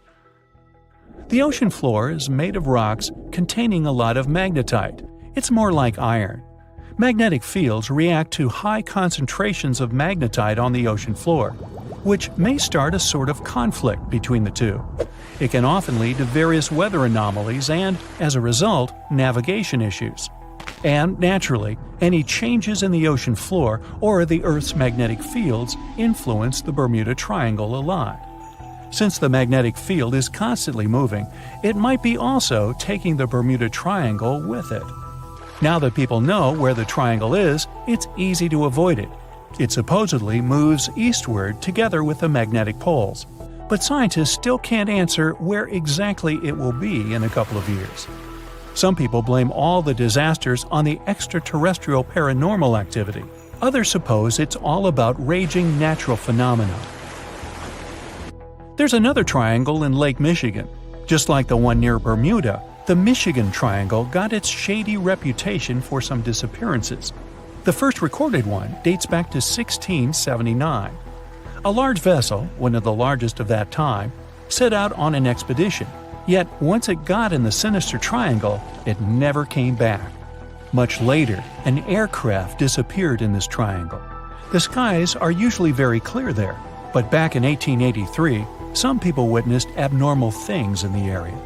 Some claim to have seen large blocks of ice falling from the skies, and the crew even managed to save one as hard proof. Meanwhile, the Pacific Ocean mystery area is another sinister triangle. Off the south coast of Japan, not far away from Tokyo, there's a sea where plenty of ships met their doom, disappearing without a trace in these waters. They call it the Devil's Triangle. Some scientists believe the cause of anomalies is the environmental changes. Also, there's a really high concentration of methane hydrates on the bottom of the ocean in the Pacific Triangle area. You're deviating from your original course and sailing in the wrong direction. There's the Caribbean Sea near the triangle, peppered with small islands. The seafloor here isn't deep. The ship can get in shallow waters. And now the ship is stuck on a shoal, and you have no idea where you are. If this were the 21st century, the ship's captain would be able to reach the shore using GPS and other modern navigation.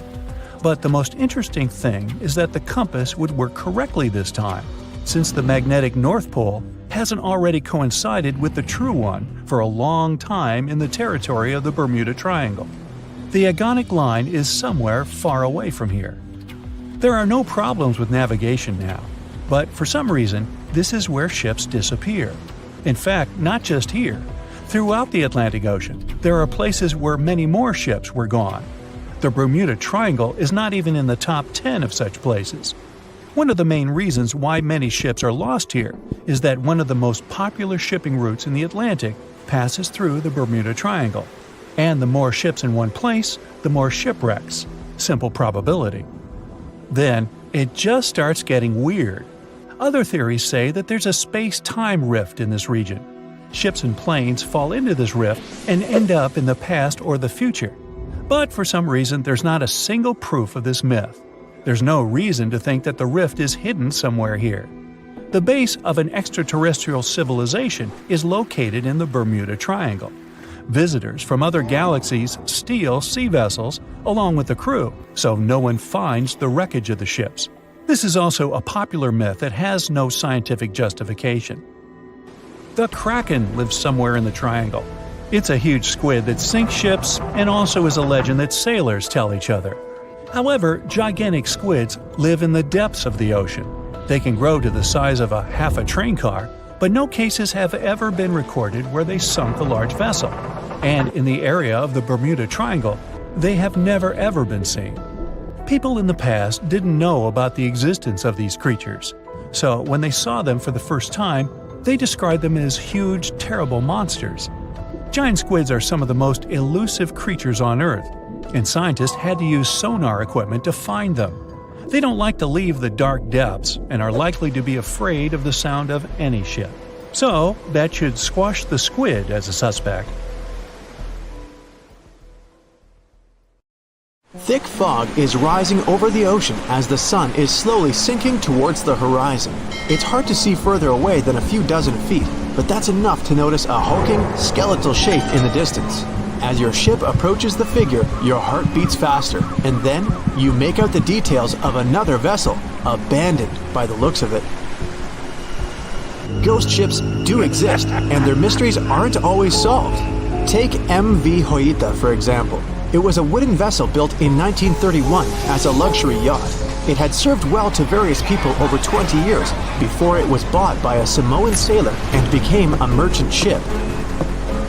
In 1955, though, Hoita's service came to an abrupt and mysterious end. On October 3rd, it set sail for another trading voyage that should have taken no more than 48 hours. Delays happen in the sea, so when Hoita didn't arrive on October 5th as scheduled, there was little worry yet. But then it failed to come on the following day too. There was no distress signal or any other sign of Hoita's presence anywhere between its departure and arrival points. A search and rescue party was dispatched to find the ship, and for 6 days, they were scouting the area of nearly 100,000 square miles. On October 12th, the mission returned to the base empty-handed. Hoita vanished without a trace. It was only a month later that another merchant ship, Tuvalu, noticed the missing vessel far away from its route, drifting in the open sea and listing heavily. The sailors boarded the ship and found that all of its crew and passengers, 25 people total, were missing, along with all the cargo the vessel had been carrying. The radio was tuned to the International Distress Channel, meaning that the crew had been trying to ask for help, but they couldn't reach anyone because the radio cable had been damaged, limiting the range to 2 miles. The lifeboats were missing as well, indicating that people on board must have left the ship. Unfortunately, they seem to have taken the logbook with them, leaving the rescue team clueless as to what had happened. Even today, the mystery of MV Hoita hasn't been solved yet. No one knows where the crew and passengers had gone and what had caused them to leave. SV Carol A. Deering wasn't a ghost ship in the usual sense of the word. There are no sightings of it in the open sea. Instead, it was found on the shore, but the circumstances of it running aground are a puzzle shrouded in mystery. Carol A. Deering was built in 1919 in Maine, and it was a large vessel made for commercial voyages. Unfortunately, despite its large cost of construction, it had only served for a year before its last trip. July 19, 1920. The ship was traveling from Puerto Rico to Rio de Janeiro via Newport News to deliver a cargo of coal. It was almost halfway to the final destination when the captain fell seriously ill, and the crew turned back to drop him and his son off and replace the captain. The voyage went without incident, but when it came to Barbados in December to resupply, there were strange moods among the crew. The first mate didn't seem to be happy with the new captain. No one paid much attention to it back then, when they probably should have. The last sighting of Carol A. Deering at sea was on January 28, 1921, when a lightship noticed it off the coast of North Carolina. There was some commotion on the quarterdeck of the ship, where the crew were normally not allowed. Then, another vessel sighted it, but there was already no one on the decks. On January 31st, the merchant ship was found hard aground in the Diamond Shoals, a site notorious for numerous shipwrecks that had been occupying there for centuries. When the search and rescue party boarded the ship, they found it abandoned, the log and personal belongings of the crew gone, along with the 2 lifeboats. There is still no answer to what happened on board of Carol A. Deering that January, although the most popular version was mutiny. Maybe we'll never find out the truth though. SS Baychimo is perhaps one of the most notable ghost ships in history. This large cargo steamer was built in 1914 in Sweden and plodded its way dutifully over 16 years, trading provisions for pelts with native tribes of Alaska and Canada. But then, on October 1st, 1931, Baychimo got caught in pack ice. At first, it seemed the crew would be able to wait it out and continue on their route because the ship broke free in a couple of days. But in less than a week, it became caught again, this time for good. In another week, a rescue party was sent to fetch 22 of the Baychimo's crew, while another 15 remained behind to wait through the winter if necessary and get the ship back. But a month later, after a powerful blizzard struck their camp, the sailors went out of their shelters only to find the ship gone. Luckily, a few days later, a native hunter told that Baychimo hadn't been lost yet. He'd seen it about 45 miles from where they had been stationed. They managed to track it down, but decided the ship wouldn't survive the winter. So they took the most valuable cargo from its hold and abandoned it. They were wrong though. SS Baychimo did survive that winter, and many more that followed. When the ice broke, it sailed away on its own, drifting listlessly along the shores of Canada and Alaska. There were numerous sightings of the ghost ship, sometimes adrift in the open sea, and at other times stuck in the pack ice again. People attempted to board and salvage it, but weather conditions or lack of equipment always prevented them. SS Baychimo was last sighted by native Alaskans in 1969, 38 years after its abandonment. What became of it later remains unknown. The story of SS Orang Maidan is one of the most puzzling and harrowing ghost ship stories of the 20th century. No one even knows for sure if the ship even existed in the first place. It wasn't recorded in Lloyd's Shipping, the International Register of Ships, which makes it either a tall tale or a vessel that avoided being officially recognized for some shady reasons. In any case, the accounts as to what happened to the Maidan vary. According to most reports, it was carrying some unknown cargo in the Indonesian waters when a distress call was received by another ship in the vicinity. The officer on duty heard an SOS message, but its contents are different depending on the accounts. The message did not repeat, and the crew of Maidan didn't answer to any attempts to contact it back. The ship that received the distress call hurried to the rescue, but they only reached the vessel the following day, when it was already drifting and slightly listing. When the rescuers boarded the ship, they found that none of the crew had survived. However, one lifeboat was missing, which implied that there was at least one crew member who managed to escape. What happened to the rest of the people on board remains a mystery to this day. Still, there are no hard facts about this story, so we might never find out whether SS Orang Maidan was actually a ship and not a thing of fiction. SV Zabrina was a 3-mast sailing barge built in 1873 for river trade ships in South America. She served for well over 4 decades, proving to be a sturdy and reliable ship. It was later transferred to Europe, where it continued serving its purpose well. But then, in October 1917, Zabrina set sail on a regular voyage only to be found ashore several days later. Mysteriously, although the ship was perfectly intact, the entire crew of 5 and the captain were gone. There is no direct evidence or hard facts as to what really happened that day. The most convincing theory is that the crew were washed away from the deck because of an underwater explosion. And then the ship sailed ahead without them, but the truth, as always, remains unknown. The year was 1854, and the SS Arctic, the fastest passenger liner of its time, set out to cross the Atlantic. As it sailed through the misty veil, it slowly disappeared into the unknown. The Collins Line, an American shipping company, was started in 1818 and only began seriously trading in the transatlantic by 1835. Its steamships crossed the Atlantic from Liverpool to New York within just 10 days.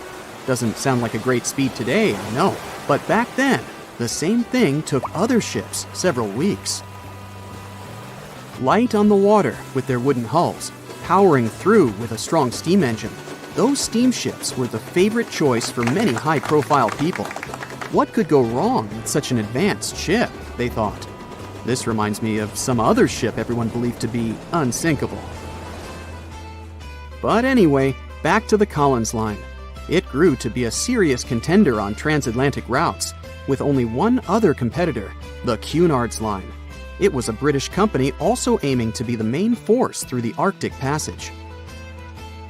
In 1835, the company received a new ship that traveled to Liverpool and came back to New York with the largest cargo ever at that time. From then, the Collins Line was steadily growing. It seemed like there would only be future successes for it.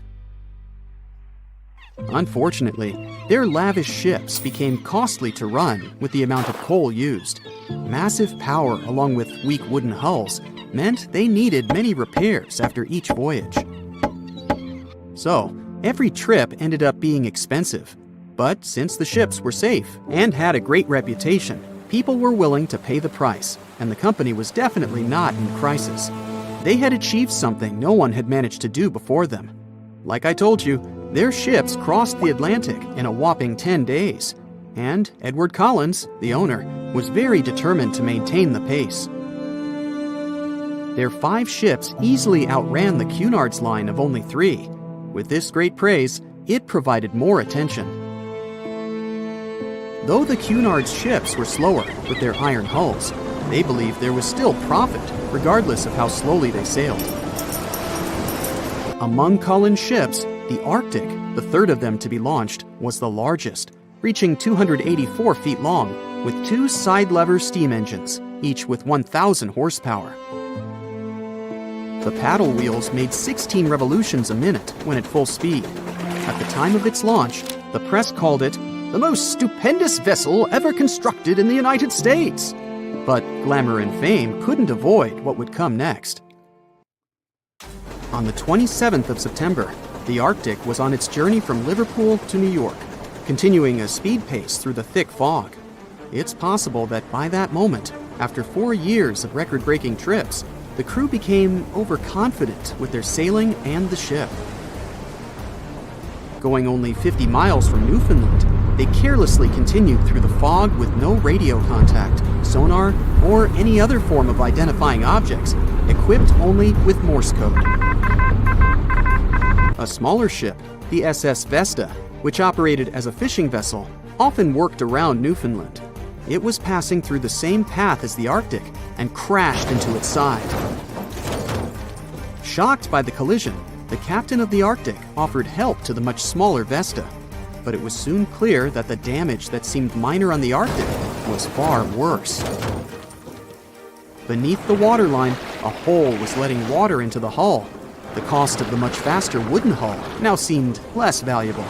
They steered toward land, trying to plug the holes, but they weren't doing so well, and the seawater continued to pour in, filling up higher and pushing the ship down. And finally, once the engine room was full, it put out the boilers, taking away the massive power the Arctic was once legendary for. They moved slowly until coming to a complete stop. The ship continued to sink, and the order was to abandon it. At the time, maritime law allowed for the Arctic to carry only 6 lifeboats, only capable of saving 180 people. The crew and some of the passengers managed to push their way aboard and took most of the seats on those boats. Things were pretty wild, and everyone forgot about their manners, not letting the ladies and the youngest ones board first. It took 4 hours for the Arctic to sink. 150 crew and 250 passengers were on board. Those that weren't able to find a lifeboat made a desperate attempt to build their own rafts from parts of the ship. 2 days later, Only 3 boats made it safely to the shore. The other 3 were never found. Believe it or not, the rescue party also saved some people that had been clinging to the wreckage for 2 days. Unlike the crew, the captain went down with the Arctic, but amazingly survived. He would be only one of 85 people that made it, out of the 400 on board. When the news arrived 2 weeks later, the public responded with great sadness to the losses. Great anger soon followed towards the poor safety measures in the crew. The press published demands to change the laws for more lifeboats. It only made sense to have enough for every person on board a ship. But they ignored those requests. This neglect would lead to more disasters in the future. Enough lifeboats would only come into maritime law some 60 years later, after the disaster of the Titanic. Edward Cullen's wife and 2 children were also aboard the ship and didn't return. He was heartbroken, but didn't stop running his business. The Collins line still had a reputation to uphold, the biggest, fastest, and most luxurious on the Atlantic. Edward Collins would now build an even better ship than any other. It was named the Adriatic, and it was the largest ship in the world, 354 feet long. With 2 alternating steam engines that had never been built of this size. These steam engines at the time were at the height of engineering, though today you can only see them in models and toys. With the new addition of 2 masts, the Adriatic would also be able to sail if needed. Luckily, they made some lessons from the disaster of the Arctic. But before their new ship, the Adriatic, was built, another disaster had occurred. The sister ship of the Arctic had also sunk. They believe this second ship was desperate to stay in front of the Cunard's line and hit an iceberg somewhere during the race. This weird contest took the lives of 141 people. The desperation of Collins and his weakly built hulls pushed the company towards bankruptcy in 1858. The newly built Adriatic, costing over $1 million, had only made 1 voyage in the end. And even that voyage was considered a disaster. The ship collided with a tugboat. It still managed to finish its maiden voyage at a suitable time. After the company had gone bankrupt, they had to sell the ship for only $50,000. They removed the great giant engines, replacing them with only sails. Although it was once the greatest ship on the high seas, it was only 30 years later until it was abandoned, labeled irreparable, and anchored in a river. The other remaining ships were also sold and only used for parts. Edward Collins left the industry altogether, seeking work on dry land instead. As the Collins line was no longer in the mix, the Cunards would grow in strength. Without competition, they would win the Blue Riband for the next 30 years, and 180 years later, after producing hundreds of ships. They still have a constant presence on the seas, as they provide transatlantic crossings, world voyages, and leisure cruises. To this day, the Cunard line is the only one to run ships between Europe and America, and it's great proof that it's not always the fastest that's the best. The Megalodon was the biggest shark to ever live. Not only that, it's one of the biggest fish and the largest predator in Earth's history. They've been known to reach lengths of up to a whopping 70 feet. That's over 3 times longer than the biggest great white shark on record. The females have also been found to be around twice the size of the males. The Megalodon could swallow a small car without it even touching its teeth, if cars had been around then. Its teeth could grow to over 7 inches long. It looks like we're going to need a bigger boat, and best make it steel-plated, as this shark can easily gnaw its way through ships. The underwater terror could bite a ship clean in half, with the highest bite force ever calculated for any animal, living or extinct. The force of its ferocious bite was up to 40,000 pounds. That's around 108,000 times the strength of a human's, and 10 times the force of a modern crocodile's bite. Its chomp is so strong that it makes the T-Rex's bite look about as powerful as my granny's after she's taken her dentures out. In fact, the Meg was so big and powerful that it had no natural predators. It was the uncrowned king of the seas, swimming freely from ocean to ocean. This cosmopolitan creature was found all over the world, from America to Europe and Australia to Japan, assuming there were countries back then. Meg fossils have been found on every continent except Antarctica. Everybody skips Antarctica. Science tells us that the Megalodon went extinct over 3.6 million years ago. But could they still be alive at the deepest depths of the ocean? Only around 80% of the ocean has been explored, and its deepest point, the Mariana Trench, is over 7 miles down. So who knows what's lurking at the bottom? If you did manage to make it down, it is unlikely that you'll run into a Meg, though. The sharks, like us, preferred warmer coastal waters. Deep ocean living would be too cold for the beasts, and food would be scarce. Their entire bodies would also have to evolve to avoid being squished by the enormous water pressure down there. It's unlikely they're still around, but not impossible. Some good news, if you do run into one, is that the shark is pretty unlikely to eat you. You are way too small a meal for the Megalodon, even if you have a couple of friends with you. This guy eats whales that are over 50 feet long. If you're having a beach party, though, it's a different story. In a beach full of swimmers, the shark very well might creep up, scooping several humans into its giant mouth without even chewing. But wait, let's rewind. How does the shark take down a 50-foot whale? It first bites off its fins, making the whale unable to swim away. It then casually munches it down piece by piece.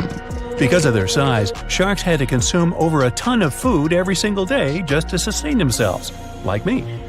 All that food made the Megalodon extremely heavy. They range from anywhere between 50 to over 100 tons. For context, that's around the same as 7 to 16 adult male African elephants. To fit all this food in, their jaws had to open pretty wide. A Megalodon's jaw could span 9 by 11 feet wide. That's easily big enough to swallow 2 adult humans side by side. The fearsome name Megalodon comes from 2 Greek words, mega meaning big and odont meaning tooth. So combined, they mean what? Big tooth. And it certainly lives up to its name. Just one of its chompers is the same size as a human head. It had 276 humongous teeth in total across 5 terrifying rows. In all of history, only a couple of saber-toothed cats and the T-Rex had consistently bigger teeth. Now that's a showdown I'd like to watch. The Megalodon vanished millions of years ago, leaving only huge teeth to be found by modern archaeologists. They literally disappeared with very few traces left. Scientists believe that over time, sea levels dropped and the ocean temperatures went down rapidly. Over a third of all marine life was wiped out as the oceans cooled, and a number of animals at the bottom of the food chain plummeted. This had a catastrophic effect on the hungry predators at the top. Sorry guys. It became way too cold for these sun-loving sharks too, which made it difficult for them to reproduce since they gave birth in warm waters. The Megalodon is usually described as a sort of giant great white shark, but this is just a common myth. In fact, the ancestors of today's great white existed at the same time as the Meg. But they weren't best buddies, and were even in competition with each other. The great white shark was a better hunter, using its smaller size and agility to snap up the Meg's prey quickly. They were also known to eat Meg pups, who were only half their size. This didn't help the whole extinction thing. Even infant Megalodons were huge, coming in at just under 7 feet. While a great white was no match for an adult Meg in a head-to-head fight, they sure weren't scared of stealing their food. This only left the bigger fish and whales for the Meg, but its food supplies began to run out as the whales swam to the cooler new seas. The whales adapted to prefer the colder temperatures, leaving our friend the Meg behind. The Megalodons either starved or were frozen into extinction by the Ice Age. Rather than a great white, the Megalodon is more like a modern bull shark. It had a short snout, flat lower jaw, and huge pectoral fins to support its massive weight and size. As scary as they are, these sharks were actually caring family guys. Several Megalodon nursery areas have been discovered in Florida, Maryland, and Panama. They gave birth to their young in shallow water environments. We know this from discovering loads of tiny Megalodon teeth found in these areas. Gee, I wonder if they had nannies too. But how come there are so many Megalodon teeth out there for us to analyze? Well, due to their messy, aggressive eating habits, sharks regularly lose their teeth. They lose a set of teeth every 1 to 2 weeks. That's 40,000 teeth in a lifetime. They must rake in a fortune from the tooth fairy. Because of this, their teeth were continuously raining down to the ocean floor. Luckily for us, they're also the hardest part of a shark skeleton, which is why so many teeth have survived and become fossilized. It's fair to say that the first discoveries of the Meg's teeth confused people. Early discoverers thought the Meg's teeth were petrified tongues of ancient serpent creatures. They even used to call them tongue stones. It's also a common myth that the Megalodon was around at the same time as the dinosaurs, although this would have been pretty cool. The dinosaurs were wiped out around 66 million years ago, but the Megalodons came much later. The oldest Meg fossil is only around 23 million years old, but it's tricky to pinpoint the exact date. After all, calendars weren't invented yet. They became extinct way before humans even evolved. The earliest Homo sapiens, which is a fancy name for the first humans, emerged about 2.5 million years ago. But what if the Megalodon shark didn't go extinct? Whale populations have dropped drastically since these guys were last around, so there'd be way fewer whales for them to chomp down on. Whales have also gotten a lot smarter and learned new defensive moves, making them way harder to take down. It's estimated that they ate around 12 tons of food each day. If they were still around and eating that much, they'd be forced to eat smaller fish, and there'd be barely enough big fish for us humans to survive on. The naughty Megalodons would also be able to track fishing boats and steal the fish that they worked hard to collect. It's safe to say we'd see a lot less fish in the aisles of your neighborhood supermarket. As our ocean temperatures are heating up again, the sharks would also thrive and reproduce faster than ever. There'd be more and more of these giant eating machines in the water, reducing our fish supply even more. It would also cause massive problems for cargo ships and cruising vessels. Imagine coming into contact with one of these bad boys while you're sunbathing on the deck. Even beachgoers would be hard hit. Megalodons give birth in shallow waters, so many of our favorite beaches would quickly become dangerous shark nursing grounds. Hey, where did that beach volleyball game go? They were playing just a moment ago. Giant container ships are responsible for much of the global trade. Thanks to them, you receive your orders from overseas, sooner or later. But they do have a problem just like any mechanical vessel. They tend to break down. That's where these little bad boys come in. Tugboats are meant to help any stranded vessel that either lost power or sustained any technical or physical damage. Besides being salvage vessels, tugboats also help guide ships when they dock. Since these ships are massive, underline, they require little tugboats to survey the surroundings and help them navigate to dock properly. They also serve as firefighting boats in case a fire breaks loose in the ship. Many of these cargo ships already have a system to stop fires, but tugboats provide extra help in case the fire gets out of control. Many cargo ships pass through below-zero regions like the Arctic and face plenty of obstacles, or icicles. Tugboats to the rescue again. They can make the first move by breaking the ice so that the vehicle can pass through without damaging itself or delaying its course. They also help large ships move through narrow areas. On March 23, 2021, the Ever Given, one of the largest container ships in the world, got stuck in the Suez Canal for 6 days. It froze global shipping of almost $10 billion of trade in a day. The Suez Canal is one of the most important routes for trading, but happens to be quite narrow for its purpose. To put that into perspective, it's like the Empire State Building getting lodged in the middle of a busy freeway. So, if you were wondering why your delivery was late during that month, it's probably because of that incident. The bottom of the ship nearly touched the floor of the canal. In the early morning of March 23rd, the weather was acting up. It was getting worse and worse, with the wind picking up to around 45 miles per hour. Those were some terrible weather conditions for navigation.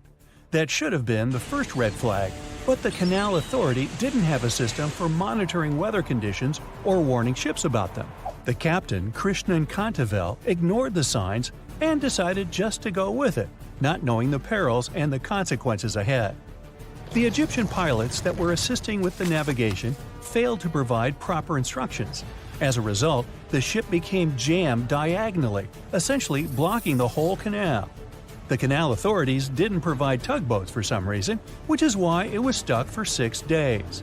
Things were so bad, they had to bring excavation diggers to remove some land for the ship to properly turn back to normal. So, these little tuggers are really important for world trading to work. The vessels are getting bigger and bigger, with the world depending on import and export more than ever. They're built for going long distances rather than maneuvering in tight spaces and corners.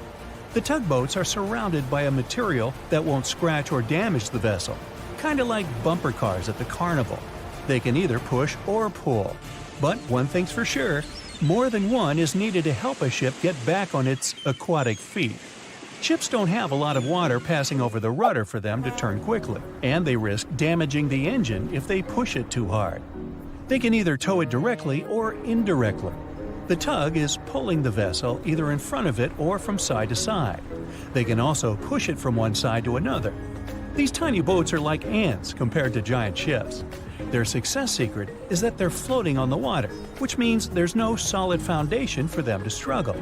As a result, pushing and pulling is easy. Many newer tugboats have 2 large diesel-powered engines. There are also some electric models which are good for the environment and still do their job well. Shipping boats in general are better for the environment than trucks and planes, but are slower. Shipping vessels mainly carry food, clothing, electronics, furniture, and my stuff. The biggest ship can carry the Eiffel Tower on its back like it's no big deal, although getting it over to the ship would be. They're 1,000 times more powerful than a regular car. If all the containers in the world were arranged in a pile, it would cover half the planet. If you ever walked on a beach in the 90s and saw what appeared to be a rubber ducky, you weren't dreaming. In 1992, a shipping crate holding 28,000 rubber ducks was lost at sea while journeying from Hong Kong to the U.S. They say it fell off the ship and has been around the world's oceans for more than 20 years. What seemed like a horrible accident that would leave dire consequences for the world's marine ecosystem proved to also be helpful for us to learn and understand the world of plastic pollution and how the ocean currents work. These ducks seem to have had quite the journey when they broke free from their container life. Some reports showed they got washed up on the shores of Alaska, South America, Hawaii, Pacific Northwest, Scotland, Australia, and even froze in the Arctic. Rather than making their way to thousands of bathrooms in the U.S., they went rogue and backpacked around the world to see what else lies beyond tiled walls and bubble baths. Many were collected and removed from the seas and oceans, while some are still out there. There are around 2,000 of these duckies circulating in the currents of the North Pacific Gyre. In case you were wondering, that's a place where the currents meet and whirl with one another between Japan, Alaska, Kodiak, and the Aleutian Islands. They've even created a website to track these ducks down with a contact form that lets people inform of one or many ducks they find across the world. But who knows? Maybe we'll never recover every single duck that was lost at sea at the time. This is just one incident out of many. Studies show that at least 2,000 to 10,000 shipping containers are lost at sea every year. Many containers that do slip off and fall into the sea don't always sink to the bottom. They're floaters. On the downside, they don't float high enough to become colorful islands that are easy to notice. They float like icebergs, with just the top of the container showing, which means that any passing ship or boat won't see it from above. If they pass through it, then significant damage can happen to the ship. They can't stay floating forever, so they end up sinking after many days of being suspended in the open water. Some people have even seen shipping containers washed up on shore after being stranded at sea. These bad boys have been made to last for a very long time.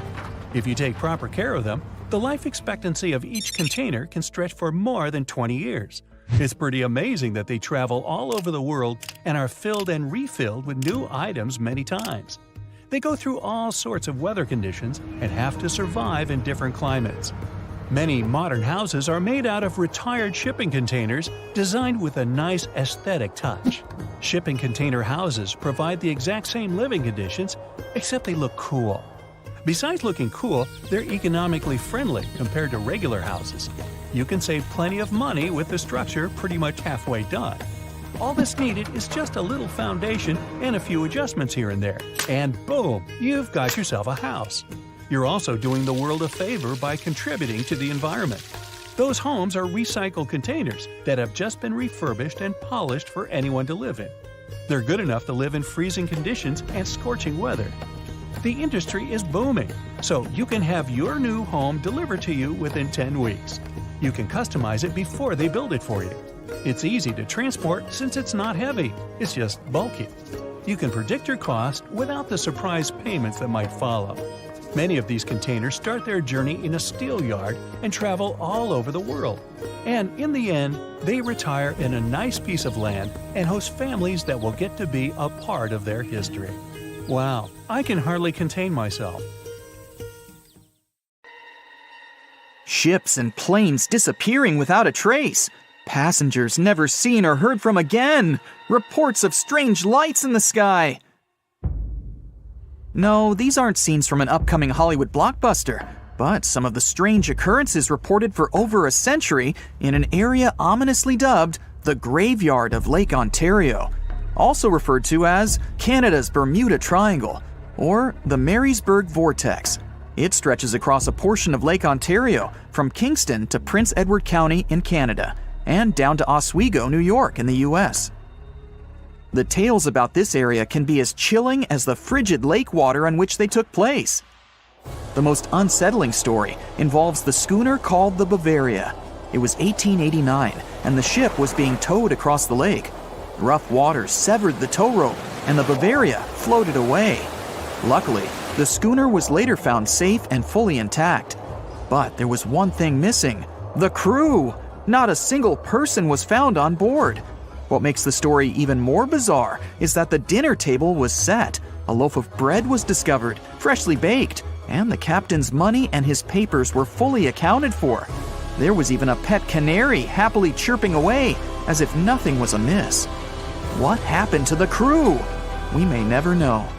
And this was not a unique incident. Just over a decade later, in 1900, 3 ships, the Annie Minnis, the Picton, and the Acacia, were sailing across the lake, but only 2 would make it to their final destination. The third one, the Picton, was speeding ahead of the others when it simply vanished.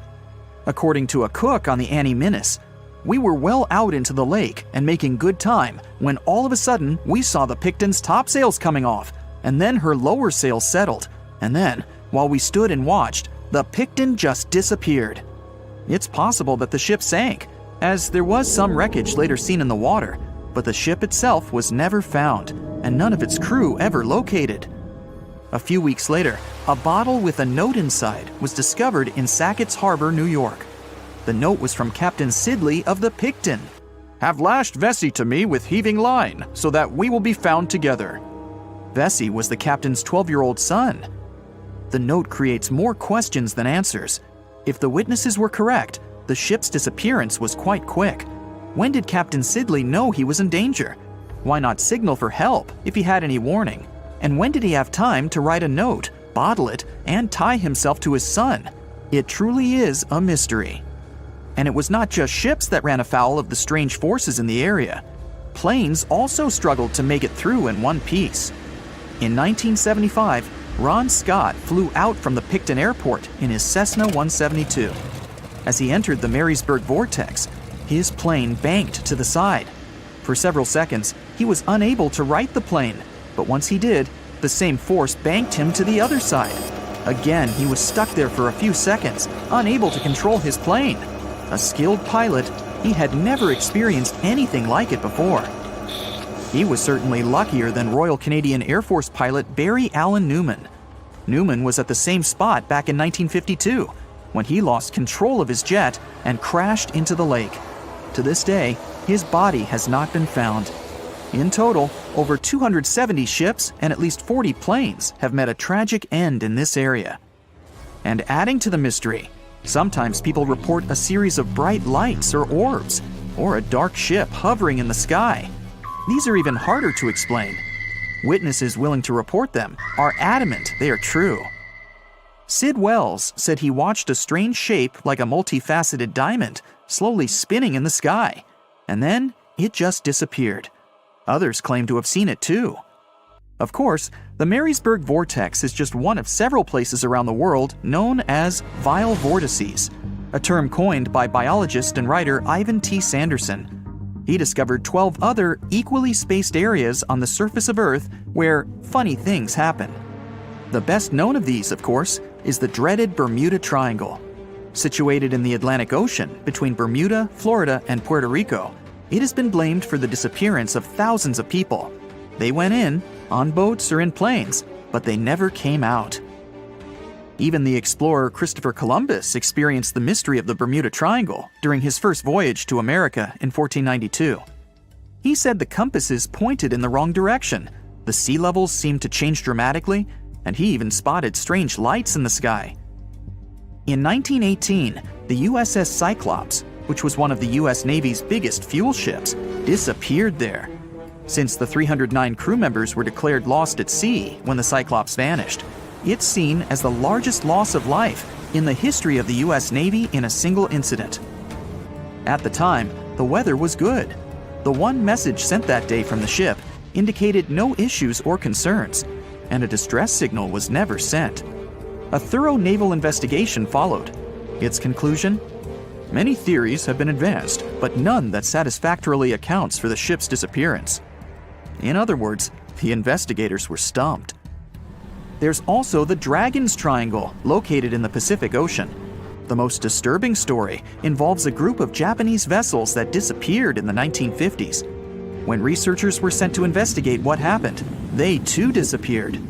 In each case, it's impossible to truly know what occurred, and it's easy to get caught up in stories of giant sea monsters lurking beneath the waves. Who doesn't like a good scare? And Sanderson was willing to accept the possibility of such stories being true. He believed the vile vortices that he studied could be explained by anything from a wrinkle in the space-time continuum to magnetic abnormalities to underwater people. Of course, Sanderson was not only a huge fan of strange places, he also wrote about strange creatures like Bigfoot and the Loch Ness Monster. His skills as an impartial scientist are questionable, though. In 1948, he claimed that some 3-toed footprints found at Clearwater Beach in Florida were proof of 15-foot-tall penguins, arguing that they were impossible to fake. In 1988, Tony Singerini revealed that he and his friend, attaching some cast-iron feet to his high-top sneakers, were behind the giant penguin hoax. So maybe Sanderson isn't the most reliable source after all, but there are also some very compelling and wholly natural explanations. Let's look specifically at the Marysburg Vortex. It's entirely possible that ships like the Bavaria and the Picton were done in by a mix of bad luck and bad weather. Unsettled weather is certainly not uncommon on Lake Ontario, and flash storms on the open water can prove dangerous to the most skilled sailor. And even today, with advances in weather forecasting, we get it wrong all the time. Back then, there was no way to predict that a storm was just around the corner. And the weather was just one issue. Historian Mark Seguin said that the area was always known to be dangerous, as the lakebed quickly becomes shallow along the eastern shore. There are also small rocky islands and shoals scattered throughout the area, making sailing a risky venture, especially for larger vessels or those weighed down by heavy cargo. By the mid-20th century, modern weather forecasting and improved shipbuilding alleviated most of the hazards of the Great Lakes shipping, resulting in fewer losses. The last major shipwreck in any of the Great Lakes was that of the SS Edmund Fitzgerald, which sank off the coast of Lake Superior in 1975, with 29 crew members going down with it. It seems the vortex is no match for human progress. And as for lights or images in the sky, in most cases, it's the result of an interesting phenomenon called thermal or temperature inversion. When this happens, a layer of warm air becomes trapped under cold air. This can result in mirages or reflections. So, a light on the ground that is miles away can be reflected in the sky, giving the impression of a flying object. Other parts of the mystery may be solved with a little time. Lake Ontario's freshwater and frigid temperatures help preserve the ships and planes that came to rest there. As divers and researchers continue to explore the area, maybe we'll find